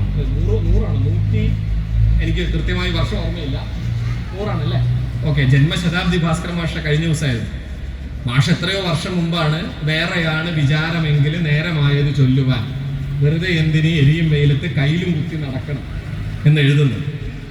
പണ്ടൊരു മത്സ്യത്തൊഴിലാളിയുടെ പാട്ടായിട്ട് ഈ പാട്ട് എഴുതുമ്പോൾ ഒരു മത്സ്യത്തൊഴിലാളിയുടെ മനസ്സിൽ ഈ ബോധം ഉണ്ടായിരുന്നു, വേറെയാണ് വിചാരമെങ്കിൽ നേരമായത് ചൊല്ലുവാൻ. നീ എന്നെ ഇഷ്ടപ്പെടുന്നില്ലെങ്കിൽ അത് പറഞ്ഞാൽ മതി, ഞാൻ ഈ വെറുതെ വെയിലത്ത് കയ്യിലും കുത്തി നടക്കണ്ടല്ലോ എന്ന് പറയാനുള്ള ബോധം പഴയ മത്സ്യത്തൊഴിലാളിക്ക് പൊരുത്തു വെച്ച മനുഷ്യന്റെ പേരാണ് ഭാസ്കരൻ മാഷ്. ആ മത്സ്യത്തൊഴിലാളിക്കുള്ള ബോധം വലിയ ഉന്നത വിദ്യാഭ്യാസം നേടിയെന്ന് പറയുന്ന നമ്മുടെ ചെറുപ്പക്കാർക്ക് ഇല്ലാതെ പോകുന്ന ഒരു കാലത്താണ് നമ്മൾ വന്നു നിൽക്കുന്നത്. ഇതിനെയാണ് വൈലോപ്പിള്ളി മാഷ് ഉടുപ്പിൽ തുന്നിച്ചേർക്കും ഉന്നത വിദ്യാഭ്യാസം എത്ര താഴ്ത്തിയില്ല നമ്മെ എന്ന് പറഞ്ഞത്. അതൊരു അസാമാന്യമായ വരിയാണ്, ഞാൻ ഓർക്കാറുണ്ട്. ഉടുപ്പിൽ തുന്നിച്ചേർക്കും ഉന്നത വിദ്യാഭ്യാസം എത്ര താഴ്ത്തിയില്ല നമ്മെ. ഒരു യാഥാർത്ഥ്യമാണല്ലോ അത്. നമ്മുടെ മുന്നിൽ നമുക്ക് വലിയ ബിരുദങ്ങളുണ്ട്, നമ്മൾക്ക് അഭിമാനിക്കാനായി ഉന്നത വിദ്യാഭ്യാസത്തിന്റെ വലിയ സ്റ്റാറ്റസുകളുണ്ട്. എന്നാൽ സംസ്കാരത്തിൽ, ജീവിതബോധത്തിൽ, മാനവികതയിൽ നാം എത്ര താണുപോയി എന്ന് നാം തിരിച്ചറിയാതാവുകയും ചെയ്യും. അദ്ദേഹം വൈലോപ്പിള്ളി ഈ കവിത എഴുതുന്നത് നാരായണ ഗുരുവിനെ പറ്റി പറയാനാണ്. അതുകൊണ്ട് അദ്ദേഹം പറയും, ആരായുകിൽ അന്ധത്വമൊഴി ചാതിമഹസിൻ നേരാം വഴികാട്ടും ഗുരു. ചോദ്യം ചോദിക്കുന്നവർക്ക്, ആരായുന്നവർക്ക് അന്ധത്വമൊഴിച്ച് അന്ധകാരം, ഇരുട്ടിന്റെ വലിയ മൂടുപടം മാറ്റി ആദിമഹസിൻ നേരാം വഴികാട്ടുന്നവനാരോ അവനാണ് ഗുരു. നാരായണ ഗുരുവിനെ പറ്റിയിട്ടുള്ള ആ പ്രയോഗം നമ്മൾ ഓർക്കേണ്ടതാണ്. യഥാർത്ഥത്തിൽ നാരായണ ഗുരു അടങ്ങുന്ന സാമൂഹ്യ വിപ്ലവങ്ങളുടെ കേരളീയ ധാര മുന്നോട്ട് വെച്ച പ്രധാനപ്പെട്ട ആശയം എന്തായിരുന്നു? എല്ലാ അപര സാന്നിധ്യങ്ങൾക്കും അപ്പുറം, എല്ലാ അപരമൂല്യങ്ങൾക്കും അപ്പുറം മാനവികതയുടെ വലിയ മൂല്യത്തിലേക്ക് മനുഷ്യരെ എത്തിക്കുക എന്നതായിരുന്നു സാമൂഹ്യ വിപ്ലവങ്ങളുടെ കേരളത്തിലെ ഉള്ളടക്കം.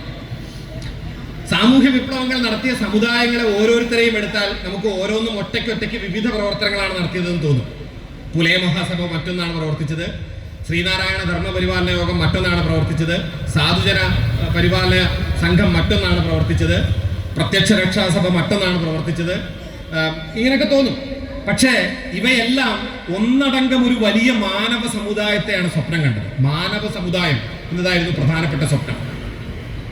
ഈ മാനവ സമുദായത്തിലേക്ക് മുഴുവൻ മനുഷ്യരെയും എത്തിക്കാനുള്ള ഒരു വലിയ പ്രവർത്തനത്തിന്റെ പേരായിരുന്നു കേരളത്തിലെ സാമൂഹ്യ വിപ്ലവം. നോർത്ത് ഇന്ത്യയിൽ നടന്ന സാമൂഹ്യ വിപ്ലവങ്ങളിൽ നിന്ന് നമ്മുടെ നാട്ടിലെ സാമൂഹ്യ വിപ്ലവങ്ങളുടെ പ്രധാന മാറ്റം തന്നെ അതായിരുന്നു. എന്താണ് വടക്കേ ഇന്ത്യയിലെ സാമൂഹ്യ വിപ്ലവങ്ങളുടെ പ്രധാന ഉള്ളടക്കമായിരുന്നത്? നിങ്ങൾക്ക് നോക്കിയാൽ കാണാം. ഇപ്പൊ രാജാറാം മോഹൻ റോയ് നമ്മളെല്ലാം സ്കൂളിൽ പഠിക്കുന്നതാണ്. സതിക്കെതിരെ സമരം ചെയ്തു. അത്തരം വലിയ സമരങ്ങൾ നടന്നു. പക്ഷെ അവരെല്ലാം ഉന്നത വിദ്യാഭ്യാസം നേടിയ സവർണരായിരുന്നു. നോർത്ത് ഇന്ത്യയിൽ, വടക്കേ ഇന്ത്യയിൽ പ്രധാനമായും സാമൂഹ്യ വിപ്ലവങ്ങൾ ആരംഭിക്കുന്നത് തന്നെ ഉന്നത വിദ്യാഭ്യാസം നേടിയ സവർണരിൽ നിന്നാണ്. മേൽജാതിക്കാരായ ചിലർക്ക് ഉന്നത വിദ്യാഭ്യാസം നേടിയപ്പോൾ ഈ സമൂഹത്തിന്റെ പോക്ക് ശരിയല്ല എന്ന ബോധ്യം വരികയും അവർ സാമൂഹ്യ വിപ്ലവ പ്രവർത്തനങ്ങളിലേക്ക് ഇറങ്ങുകയാണ് ചെയ്യുന്നത്. കേരളത്തിന്റെ സാമൂഹ്യ വിപ്ലവ പ്രവർത്തനങ്ങൾ തുടങ്ങുന്നത് ഉന്നത വിദ്യാഭ്യാസം നേടിയ സവർണരിൽ നിന്നല്ല, അവർണ സമുദായങ്ങൾക്കകത്തുള്ള അനുഭവങ്ങളുടെ കയ്പിൽ നിന്നാണ്, അവരുടെ പ്രതിഷേധങ്ങളിൽ നിന്നാണ്. തൈക്കാട്ടയ്യാവിൽ നിന്നും വൈകുണ്ഠസ്വാമിയിൽ നിന്നും അയ്യങ്കാളിയിൽ നിന്നും KP കറുപ്പനിൽ നിന്നും വള്ളോനിൽ നിന്നും കൊയ്കയിലപ്പച്ചനിൽ നിന്നും അങ്ങനെ അനേകം മനുഷ്യരിൽ നിന്ന്, അവരിലും എത്രയോ ഭൂതകാലത്ത് അനേകം നീലകേശി വലിയകേശി കഥകളിലെ പഴയ മിത്തുകളിലെ നായകരിൽ നിന്ന്, ചെങ്ങന്നൂരാദിയിൽ നിന്ന്, അല്ലെങ്കിൽ തോറ്റംപാട്ടിലെ അനേകം വടക്കൻ കേരളത്തിലെ നായകന്മാരിൽ നിന്ന്, അങ്ങനെ നിങ്ങൾ നോക്കൂ, വാഗ്ഭടാനന്ദൻ, അങ്ങനെ എത്രയോ മനുഷ്യരെ ചരിത്രത്തിന്റെ ആ ധാരയിൽ നോക്കിയാൽ ആ കാലത്തൊന്നും കേരളത്തിലെ സവർണ സമുദായത്തിനകത്ത് വേണ്ട പോലെ നവീകരണ ശ്രമങ്ങൾ ആരംഭിച്ചിട്ടില്ല. അതിനുശേഷമാണ് നമ്പൂതിരിയെ മനുഷ്യനാക്കുക എന്ന മുദ്രാവാക്യവുമായി പ്രേംജിയും MRBയും VT ഭട്ടതിരിപ്പാടും ഒക്കെ രംഗത്തെത്തുന്നത്. അതായത് വിദ്യാഭ്യാസം നേടിയ സവർണരുടെ ആശയപരമായ അടിത്തറയിൽ നിന്നല്ല കേരളത്തിന്റെ സാമൂഹ്യ വിപ്ലവങ്ങൾ രൂപപ്പെട്ടത്. കേരളത്തിന്റെ സാമൂഹ്യ വിപ്ലവങ്ങൾ അടിച്ചമർത്തപ്പെട്ട കീഴാള ജനതയുടെ ആത്മരോഷത്തിൽ നിന്ന്, അവരുടെ പ്രതിരോധത്തിൽ നിന്ന്, അവരുടെ കാരിരുമ്പാർന്ന അനുഭവങ്ങളിൽ നിന്നാണ് യഥാർത്ഥത്തിൽ കേരളത്തിന്റെ സാമൂഹ്യ വിപ്ലവങ്ങൾ രൂപപ്പെട്ടത്. അതുകൊണ്ട് തന്നെ കേരളീയ സാമൂഹ്യ വിപ്ലവങ്ങളുടെ ഒന്നടങ്കമുള്ള ആശയം മനുഷ്യനാവുക എന്നതായിരുന്നു. ആ മനുഷ്യനാവുക എന്ന മുദ്രാവാക്യത്തെയാണ് ആധുനികതയുടെ കാലത്ത് നാടക പ്രവർത്തകർ, സാഹിത്യ പ്രവർത്തകർ, സാംസ്കാരിക പ്രവർത്തകർ മുന്നോട്ട് കൊണ്ടുപോകാൻ ശ്രമിച്ചത്. ഇപ്പോ കേരളത്തിലെ ഒരു മികച്ച നാടക പ്രവർത്തകൻ ഈ വേദിയിൽ തന്നെ ഇരിക്കുന്നുണ്ട്. യുവ നാടക പ്രവർത്തകർ വേദിയിൽ ഇരിക്കുന്നുണ്ട്. ഞാൻ ഓർക്കായിരുന്നു 1980-ലോ 82-ലോ മറ്റോ ആണ് ഭഗവാൻ കാല് മാറുന്നു എന്ന നാടകം, കണിയാപുരം രാമചന്ദ്രന്റെ നാടകം കേരളത്തിൽ കളിക്കുന്നത്. നിങ്ങൾക്ക് എല്ലാവർക്കും ഓർമ്മയുണ്ടോ? ഭഗവാൻ കാല് മാറുന്നു എന്ന നാടകത്തിനെതിരെ മൂവാറ്റുപുഴയിലാണെന്നാണ് എൻ്റെ ഓർമ്മ. മൂവാറ്റുപുഴയിൽ ഒരു വലിയ പ്രതിഷേധം ഉണ്ടായി. ഇതേ ഹിന്ദുത്വ ഭീകരവാദികളാണ് അന്ന് ഭഗവാൻ കാലുമാറുന്നു എന്ന നാടകം സ്റ്റേജ് കളിച്ചുകൊണ്ടിരിക്കുമ്പോൾ പിന്നിൽ നിന്ന് ഇത് ഹിന്ദു സമുദായത്തെ അപമാനിക്കലാണെന്നൊക്കെ പറഞ്ഞുകൊണ്ട് മുദ്രാവാക്യം മുഴക്കി അവരവിടുന്ന് കല്ലെറിഞ്ഞു. കല്ല് വന്നുകൊണ്ടത് നാടകം കളിച്ചുകൊണ്ടിരുന്ന ആ നാടകത്തിലെ ഒരു പ്രധാന ആർട്ടിസ്റ്റിന്റെ മുഖത്താണ്, രാജമ്മ എന്ന് പറയുന്ന നടിയുടെ മുഖത്ത്. ഒരു വശത്ത് നിന്ന് ചോര ഒഴുകി. അപ്പോഴേക്കും മറ്റ് നാട്ടിലെ സംഘാടകരൊക്കെ പാടെ വന്ന് ഈ 4 പേരെ എന്നുള്ളൂ ഈ ഹിന്ദുത്വവാദികൾ, അവരെല്ലാം പിടിച്ചു മാറ്റാൻ നിന്നു. പക്ഷെ പരിപാടി നിർത്താം, നാടകം നിർത്താം, കാരണം ചോര ഒലിച്ചുകൊണ്ടിരിക്കുകയാണ്. രാജമ്മയുടെ അടുത്ത് നാടകം നിർത്താം എന്നുള്ള തീരുമാനമെത്തുമ്പോൾ രാജമ്മ പറഞ്ഞു, നാടകം നിർത്തിയാൽ ഞാൻ പുറത്തിറങ്ങിയിരുന്ന് പ്രതിഷേധിക്കും, നാടകം നിർത്തരുത്, നാടകം കളിക്കാം എന്ന് പറഞ്ഞു. അന്ന് 3/4 മണിക്കൂർ പിന്നീടും ആ നാടകം ബാക്കിയുണ്ടായിരുന്നു. ചോരയൊലിപ്പിക്കുന്ന മുഖവുമായി വേദിയിൽ നിന്ന് നാടകം കളിച്ച രാജമ്മയുടെ നാടാണ് നമ്മുടെ നാട്. നമ്മുടെ നാടിന്റെ കലാപാരമ്പര്യം ആ നാടക പ്രവർത്തകരുടെ പാരമ്പര്യമാണ്. ഭീഷണിക്ക് മുന്നിൽ സ്വമേധയാ മുട്ടുമടക്കി ഞങ്ങൾ എല്ലാം പിൻവലിച്ചോളാം എന്ന് പറയുന്ന സിനിമാ പ്രവർത്തകരുടെ മാത്രം നാടായിരുന്നില്ല കേട്ടോ കേരളം. നിങ്ങൾ കല്ലെറിഞ്ഞാൽ ആ കല്ലേറുകൊണ്ട് ആ ചോരയൊലിപ്പിക്കുന്ന മുഖവുമായി അവസാനം വരെ നാടകം കളിച്ച് പൂർത്തീകരിക്കും എന്ന് പറയുന്ന കലാകാരന്റെ നട്ടെല്ല് കാത്തു സൂക്ഷിച്ച നാടാണ് കേരളം. അങ്ങനെയാണ് നാം മാനവികതയിലേക്ക് എത്തിയത്. ഈ മാനവികതയുടെ ഒരു മഹത്തായ യാത്രയാണ് യഥാർത്ഥത്തിൽ ഇന്ന് തുരങ്കം വെക്കപ്പെടുന്നത്.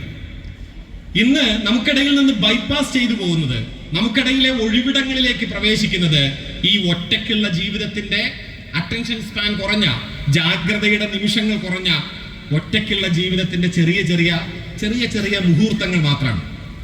അവിടേക്ക് നാം ചുരുങ്ങിത്തീരുമ്പോൾ നാം നമ്മുടെ ജീവിതത്തിൽ യഥാർത്ഥത്തിൽ ആർദ്രതയില്ലാത്തവരായി തീരുന്നു. ഇതാണ് പ്രശ്നം. ആർദ്രതയില്ലാത്തവരായി തീരുമ്പോൾ ഇവിടെ അടുത്തായിരുന്നല്ലോ മറ്റേ കൽപ്പറ്റ നാരായണ മാഷ്. കൽപ്പറ്റ മാഷിന്റെ ഒരു പഴയ ലേഖനം ഞാൻ ഓർക്കുകയായിരുന്നു. സമൂഹത്തിന്റെ ജലവിധാനങ്ങൾ എന്ന പേരിൽ അദ്ദേഹം മുൻപ് ഒരു ലേഖനം എഴുതിയത് വായിച്ചിട്ടുണ്ട്. ഈ എഴുത്തിൽ ഉപമകൾ, ഇമേജറികളൊക്കെ നിലനിൽക്കണമെങ്കിൽ നമ്മുടെ നാട്ടിലെ മനുഷ്യന്റെ സംസാരത്തിലും ഇമേജറികൾ ഉണ്ടാവും. പണ്ട് നമ്മൾ സംസാരിച്ചിരുന്നത് ഒരുപാട് ഇമേജറികൾ വെച്ചിട്ടാണ്. പഴയ ആളുകളോട് സംസാരിക്കുമ്പോൾ ഞാൻ എപ്പോഴും ശ്രദ്ധിക്കാറുള്ളതാണ്, അവരെന്തൊക്കെ ഇമേജ് വെച്ചിട്ടാണ് സംസാരിക്കുക. ഇപ്പം കഴിഞ്ഞ ദിവസം എന്നോട് എൻ്റെ നാട്ടിലത്തെ, അദ്ദേഹം സാഹിത്യകാരനോ ഒരു പരിപാടിയല്ല, നാട്ടിലൊരു പെട്ടിക്കട നടത്തുന്ന എൻ്റെ വീട്ടിലെ ഒരു ചേട്ടൻ എന്നോട് പറഞ്ഞു, തോട് പുഴ അടക്കാൻ സമ്മതിക്കുന്നില്ല കുട്ടി എന്ന് പറഞ്ഞു. ഞാൻ ആ നിമിഷം ഒന്ന് തരിച്ചു. ഞാൻ കുറെ കാലമായി ആ പ്രയോഗം കേട്ടിട്ട്. എന്തൊരു പ്രയോഗമാണ്! അദ്ദേഹത്തിന്റെ ജീവിതത്തിന്റെ ബുദ്ധിമുട്ടുകൾ അദ്ദേഹം പറയാണ്. വലിയൊരു പുഴ അപ്പുറത്തുണ്ട്, ആ പുഴ കടക്കാനൊക്കെ എനിക്കറിയാം, പക്ഷെ ഈ തോട് ആദ്യം കടന്നു കിട്ടണം, അത് കടന്നു കിട്ടാൻ പറ്റുന്നില്ല. അദ്ദേഹത്തിന്റെ ജീവിതത്തിന്റെ ഒരു പ്രയാസം എന്നോട് പറയുന്നില്ല, തോട് പുഴ അടക്കാൻ സമ്മതിക്കുന്നില്ല കുട്ടി എന്നേ പറയുന്നുള്ളൂ. എനിക്കും അദ്ദേഹത്തിന് അത് മനസ്സിലായി. ഇന്ന് നമ്മുടെ സംസാരത്തിൽ നിങ്ങൾക്ക് ഈ നാട്ടിൽ അത്തരം അനേകം പ്രയോഗങ്ങൾ നിങ്ങൾക്ക് ഇപ്പൊ മനസ്സിൽ വരുന്നുണ്ടാവും. നൂറുകണക്കിന് പ്രയോഗങ്ങൾ മുതിർന്നവർക്ക് മനസ്സിൽ വരുന്നുണ്ടാവും. അതാണ് ഭാഷയുടെ ജലവിധാനം. നമ്മുടെ വെള്ളം നമ്മുടെ മണ്ണിൽ നിൽക്കുന്നത് പോലെ നമ്മുടെ ഭാഷ സജീവമായി നിലനിൽക്കുന്നത്, ഭാഷ എന്ന് വെച്ചാൽ വെറും ഭാഷയല്ല കേട്ടോ, നമ്മുടെ ജീവിതമാണ്. അതാണ് പണ്ട് ഹൈഡഗർ പറഞ്ഞത്, language is the house of being. ഉണ്മയുടെ പാർപ്പിടമാണ് ഭാഷ. ഭാഷയിലാണ് നമ്മൾ ജീവിക്കുന്നത്. നമ്മുടെ ജീവിതം ആർദ്രമാക്കി നിലനിർത്തിയിരുന്നു നമ്മുടെ ഭാഷ. ആ ഭാഷ നമ്മുടെ ഇന്ന് നഷ്ടപ്പെട്ടു പോയി. നമ്മുടെ എഴുത്തിലൊന്നും ആ ഭാഷയില്ല. അങ്ങനെ എഴുതാൻ നമുക്കിപ്പോൾ കഴിയുന്നില്ല. വില്ലീസ് പാളികൾക്ക് ഇടയിലൂടെ താഴത്തേക്ക് പോയ മറ്റേ കുഞ്ഞിക്കാദറിന്റെ ഓർമ്മ ഖസാക്കിൽ എഴുതുമ്പോൾ, അല്ലെങ്കിൽ ഖസാക്കിലെ അപ്പുക്കിളിയുടെ അല്ലെങ്കിൽ മൈമുനയുടെ എഴുത്ത് നമുക്ക് മലയാളത്തിൽ സാധ്യമല്ലാതായത്, ഞാൻ ഖസാക്ക് ഒരു മാതൃകയാണെന്നോ അത് അതേപോലെ ആവർത്തിക്കണമെന്നോ ഒന്നുമുള്ള അഭിപ്രായമല്ല ഞാൻ പറയുന്നത്. അങ്ങനെ ഒന്നും തെറ്റി വായിക്കരുത്. നമുക്ക് നമ്മുടെ ഭാഷയുടെ ജലവിധാനം കാണുപോയിട്ടുണ്ട്. എഴുത്തിലാവട്ടെ, സംഗീതത്തിലാവട്ടെ, സംസ്കാരത്തിലാവട്ടെ, നമുക്കത് കാണുപോയിട്ടുണ്ട്. അതുകൊണ്ട് നമുക്ക് നിശബ്ദതകൾ ആസ്വദിക്കാൻ അറിയില്ല. നമ്മുടെ പാട്ടിൽ നിശബ്ദതകളില്ല. നമ്മുടെ പാട്ടിൽ നിരന്തരമായ ശബ്ദഘോഷങ്ങൾ മാത്രമേ ഉള്ളൂ. ഞാൻ പുതിയ പാട്ടൊക്കെ വളരെ ഭംഗിയായി കേൾക്കുന്ന ആളാണ്. ഇപ്പൊ ഹനുമാൻ കൈന്തായാലും തിരുമാലി ആയാലും വേടനായാലും ഡാബ്സി ആയാലും ഒക്കെ കേൾക്കുന്ന ഒരാളാണ്. ഞാനിതൊക്കെ നിരന്തരമായി ഫോളോ ചെയ്യുന്ന ഒരാളാണ്. പക്ഷെ എന്നെ സംബന്ധിച്ച് ആശങ്കപ്പെടുത്തുന്ന ഒരു കാര്യം, ഒരേ നിലയ്ക്കുള്ള ഒരേ വിധാനത്തിലുള്ള ഒരു ദീർഘമായ റാപ്പ് മ്യൂസിക്കിന് ഒരു വലിയ ഹിസ്റ്ററി ഉണ്ട്. റാപ്പ് കേരളത്തിൽ വേടനോ ഡാബ്സിയോ ഒന്നും ഉണ്ടാക്കിയതല്ല. റാപ്പിന് വലിയൊരു ഇംഗ്ലീഷ് പാരമ്പര്യമുണ്ട്. റാപ്പിനകത്ത് സൈലൻസ് വിത്ത് അശബ്ദവും ശബ്ദവും എന്ന് പറയുന്ന ഒരു സാധനം ഉണ്ടായിരുന്നു. സൗണ്ട് വിത്ത് സൈലൻസ് എന്ന് പറയുന്ന ഒരു വലിയ പാരമ്പര്യമുണ്ട് റാപ്പിന്. മലയാളം റാപ്പിൽ നിരന്തരമായി, ഞാനതൊരു വിമർശനമായിട്ടല്ല പറയുന്നത്, അതൊക്കെ ക്രമേണ രൂപപ്പെടേണ്ടതാണ്. സ്വാഭാവികമായിട്ട് നമ്മൾ കേൾക്കുമ്പോൾ ശബ്ദത്തിന്റെ ഒരു ഏകവിധാനം കാണാം. അത് റാപ്പിൽ മാത്രമല്ല, നമ്മുടെ പാട്ടുകളിലും കാണാം. പഴയ പോലെ നിശബ്ദതയുടെ സൂക്ഷ്മ സൗന്ദര്യം അനുഭവിപ്പിക്കുന്ന സംഗീതം നമ്മളില്ലാതായി. തീരെ ചെറിയ ശബ്ദങ്ങൾ നമ്മൾ കേൾക്കാതായി. തീരെ ചെറിയ മനുഷ്യരുടെ ശബ്ദങ്ങളും നമ്മൾ കേൾക്കാതായി. പാർശ്വവൽക്കരിക്കപ്പെട്ടവരുടെ ശബ്ദങ്ങൾ, അരികുവൽക്കരിക്കപ്പെട്ടവരുടെ ശബ്ദങ്ങൾ, പാവപ്പെട്ടവരുടെ ശബ്ദങ്ങൾ, പണ്ട് തകഴി എഴുതുന്ന തെണ്ടി വർഗത്തിന്റെ, മുച്ചീട്ട് കളിക്കാരന്റെ മകൾ എന്ന ബഷീർ കാണുന്ന മുച്ചീട്ട് കളിക്കാരന്റെ മകളുടെ, അല്ലെങ്കിൽ ഒറ്റക്കണ്ണൻ പോക്കറിന്റെ, അവരുടെ ഒന്നും ശബ്ദം നമുക്കിനി കേൾക്കാൻ പറ്റാതെയായി. അവരൊന്നും നമ്മുടെ കണ്ണിൽ പെടാതെയായി. അവരൊക്കെ ഇല്ലാതായതുകൊണ്ടല്ല, സമൂഹം അങ്ങനെ മാറിയിട്ടില്ല. പക്ഷെ അവരുടെ ശബ്ദങ്ങൾ നാം കേൾക്കാതായി. അവരുടെ ശബ്ദം കേൾക്കുക എന്ന നമ്മുടെ പ്രതിരോധത്തിന്റെ മഹാധർമ്മം തിരിച്ചു പിടിക്കാതെ നാം ഒരിക്കലും നമ്മുടെ ഗ്രാമത്തിന്റെ യഥാർത്ഥ മനുഷ്യ ജീവിതത്തിലേക്ക് നമുക്ക് നടന്നെത്താനാവില്ല. അതുകൊണ്ട് എനിക്ക് പറയാനുള്ളത് ഇത്ര മാത്രമാണ്. നാം നമ്മുടെ പഴമയിൽ അഭിരമിക്കാതെ നമുക്ക് മുന്നിലുള്ള പ്രശ്നങ്ങളെ യാഥാർത്ഥ്യബോധത്തോടെ കാണാനും നമുക്ക് മുന്നിലുള്ള തീരെ ചെറിയ മനുഷ്യരുടെ ശബ്ദങ്ങൾ കൂടി കേൾക്കാനും ഉള്ള വലിയ മനസ്സിലേക്ക് എത്തണം. ഇന്നലെ നമ്മെ വിട്ടുപിരിഞ്ഞ ഫ്രാൻസിസ് പാപ്പയുടെ ഓർമ്മയിലാണ് ഞാൻ തുടങ്ങിയത്. ഫ്രാൻസിസ് പാപ്പ അദ്ദേഹത്തിൻ്റെ ആദ്യത്തെ അപ്പോസ്തലിക ലേഖനം 2013 പാപ്പയായതിനു ശേഷം എഴുതുമ്പോൾ, സുവിശേഷത്തിൻ്റെ ആനന്ദം എന്നാണ് അതിൻ്റെ പേര്. ഒരു വലിയ മുതലാളിത്ത വിമർശനമായിരുന്നു പാപ്പയുടെ ആ ലേഖനം. അതിൽ അദ്ദേഹം പുതിയ ലോകക്രമത്തെ വിശേഷിപ്പിക്കുന്ന ഒരു മനോഹരമായ ഉപമയുണ്ട്. അത് പറഞ്ഞ് ഞാനിത് അവസാനിപ്പിക്കാം. പുതിയ ലോകക്രമത്തിൽ മുതലാളിത്തം പറഞ്ഞുകൊണ്ടിരിക്കുന്നത്, പണക്കാർക്ക് വീണ്ടും വീണ്ടും പൈസ ഉണ്ടായാൽ അത് ക്രമേണ ചെന്ന് കഴിഞ്ഞാൽ ഈ പണക്കാർ പൈസ കൂടി പണക്കാരിൽ നിന്ന് പണം ഓവർഫ്ലോ ചെയ്യും, അങ്ങനെ പുറത്തേക്ക് വീഴും. അങ്ങനെ വീഴുന്നൊരവസ്ഥ വരുമ്പോൾ പാവപ്പെട്ടവർക്കും ജീവിക്കാനാവും, അങ്ങനെ പാവപ്പെട്ടവർക്ക് പണം കിട്ടും. ഇതാണ് ട്രിക്കിൾ ഡൗൺ തിയറി എന്നത് ലളിതമായി പറഞ്ഞാൽ. ട്രിക്കിൾ ഡൗൺ തിയറി എന്ന് പറയുന്ന ട്രംപൊക്കെ മുന്നോട്ട് വെക്കുന്ന മുതലാളിത്തത്തിന്റെ ആശയത്തിന്റെ കടുത്ത വിമർശകനായിരുന്നു പോപ്പ്. സുവിശേഷത്തിന്റെ ആനന്ദം എന്ന അദ്ദേഹത്തിന്റെ 2013 ചാക്രിക ലേഖനത്തിൽ ഫ്രാൻസിസ് പാപ്പ എഴുതിയൊരു വാചകം, ഞാനിന്ന് വരുമ്പോൾ പാപ്പയെക്കുറിച്ച് ഒരു ലേഖനം അടുത്ത ദേശാഭിമാനിക്ക് വേണ്ടി എഴുതണം, ആ സമയത്ത് ഞാനതിങ്ങനെ വായിക്കുകയായിരുന്നു. അപ്പൊ അതിലൊരു വാചകം വായിച്ചപ്പോൾ ഞാൻ തരിച്ചുപോയി. അദ്ദേഹം എഴുതുകയാണ്, ഗ്ലാസ് നിറഞ്ഞു തുളുമ്പുമെന്നും അങ്ങനെ തുളുമ്പിക്കഴിഞ്ഞാൽ എല്ലാവർക്കും എല്ലാം ലഭ്യമാകും എന്നുമായിരുന്നു ഇവിടെയുള്ളവർ പറഞ്ഞിരുന്നത്. പക്ഷേ അത് സംഭവിക്കുന്നില്ലെന്ന് മാത്രമല്ല, ഗ്ലാസിന്റെ വലിപ്പം, ഗ്ലാസിന്റെ വയർ അത്ഭുതകരമാം വിധം വീർത്തു വരികയാണ് ചെയ്യുന്നത്.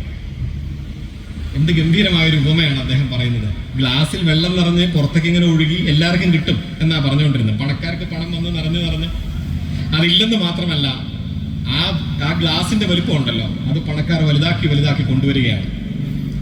അതാണ് നമ്മുടെ നാടിന്റെ നിലവിലുള്ള സ്ഥിതി. ദരിദ്രർ നിരന്തരം അതിദരിദ്രരും പണക്കാർ വീണ്ടും അതിസമ്പന്നരുമായി തീരുന്ന ഒരു ലോകക്രമത്തിൽ നിന്ന് നാം നമ്മുടെ സാംസ്കാരിക, സാമൂഹ്യ, സാമ്പത്തിക ഭാവുകത്വത്തെ തിരിച്ചു പിടിക്കേണ്ടതുണ്ട്. അതിനുവേണ്ടിയുള്ള ശ്രമങ്ങളാണ് ഓരോ ഗ്രാമോത്സവങ്ങളും. യഥാർത്ഥത്തിൽ ഗ്രാമോത്സവങ്ങളുടെ ഉള്ളടക്കം സ്നേഹത്തിൻ്റെ, അപരനെ ചെന്നു തൊടുന്ന, കൺസേൺ ടു അതർ എന്ന് പറയുന്ന, അപരനെ ചെന്ന് തൊടുക, സ്പർശിക്കുക എന്ന, നാം ഇന്ത്യയിലെ ജനങ്ങൾ, we the people of India എന്ന ഭരണഘടനയുടെ ആമുഖത്തെ സാർത്ഥകമാക്കി തീർക്കുന്ന ഒരു കാര്യമാണ്. അതുകൊണ്ട് തെക്കോടിയിലെ ഈ ഗ്രാമോത്സവത്തിലെത്താനും നിങ്ങളോട് ഇത്രയും നേരം ചില ശിഥിലമായ ചിന്തകൾ പങ്കുവെക്കാനും കഴിഞ്ഞതിലുള്ള ആനന്ദം അറിയിക്കുന്നു. എന്നെ ക്ഷണിച്ച പ്രിയപ്പെട്ട സംഘാടകരോടുള്ള കൃതജ്ഞത അറിയിക്കുന്നു. നിങ്ങൾക്കെൻ്റെ സ്നേഹാഭിവാദനങ്ങൾ.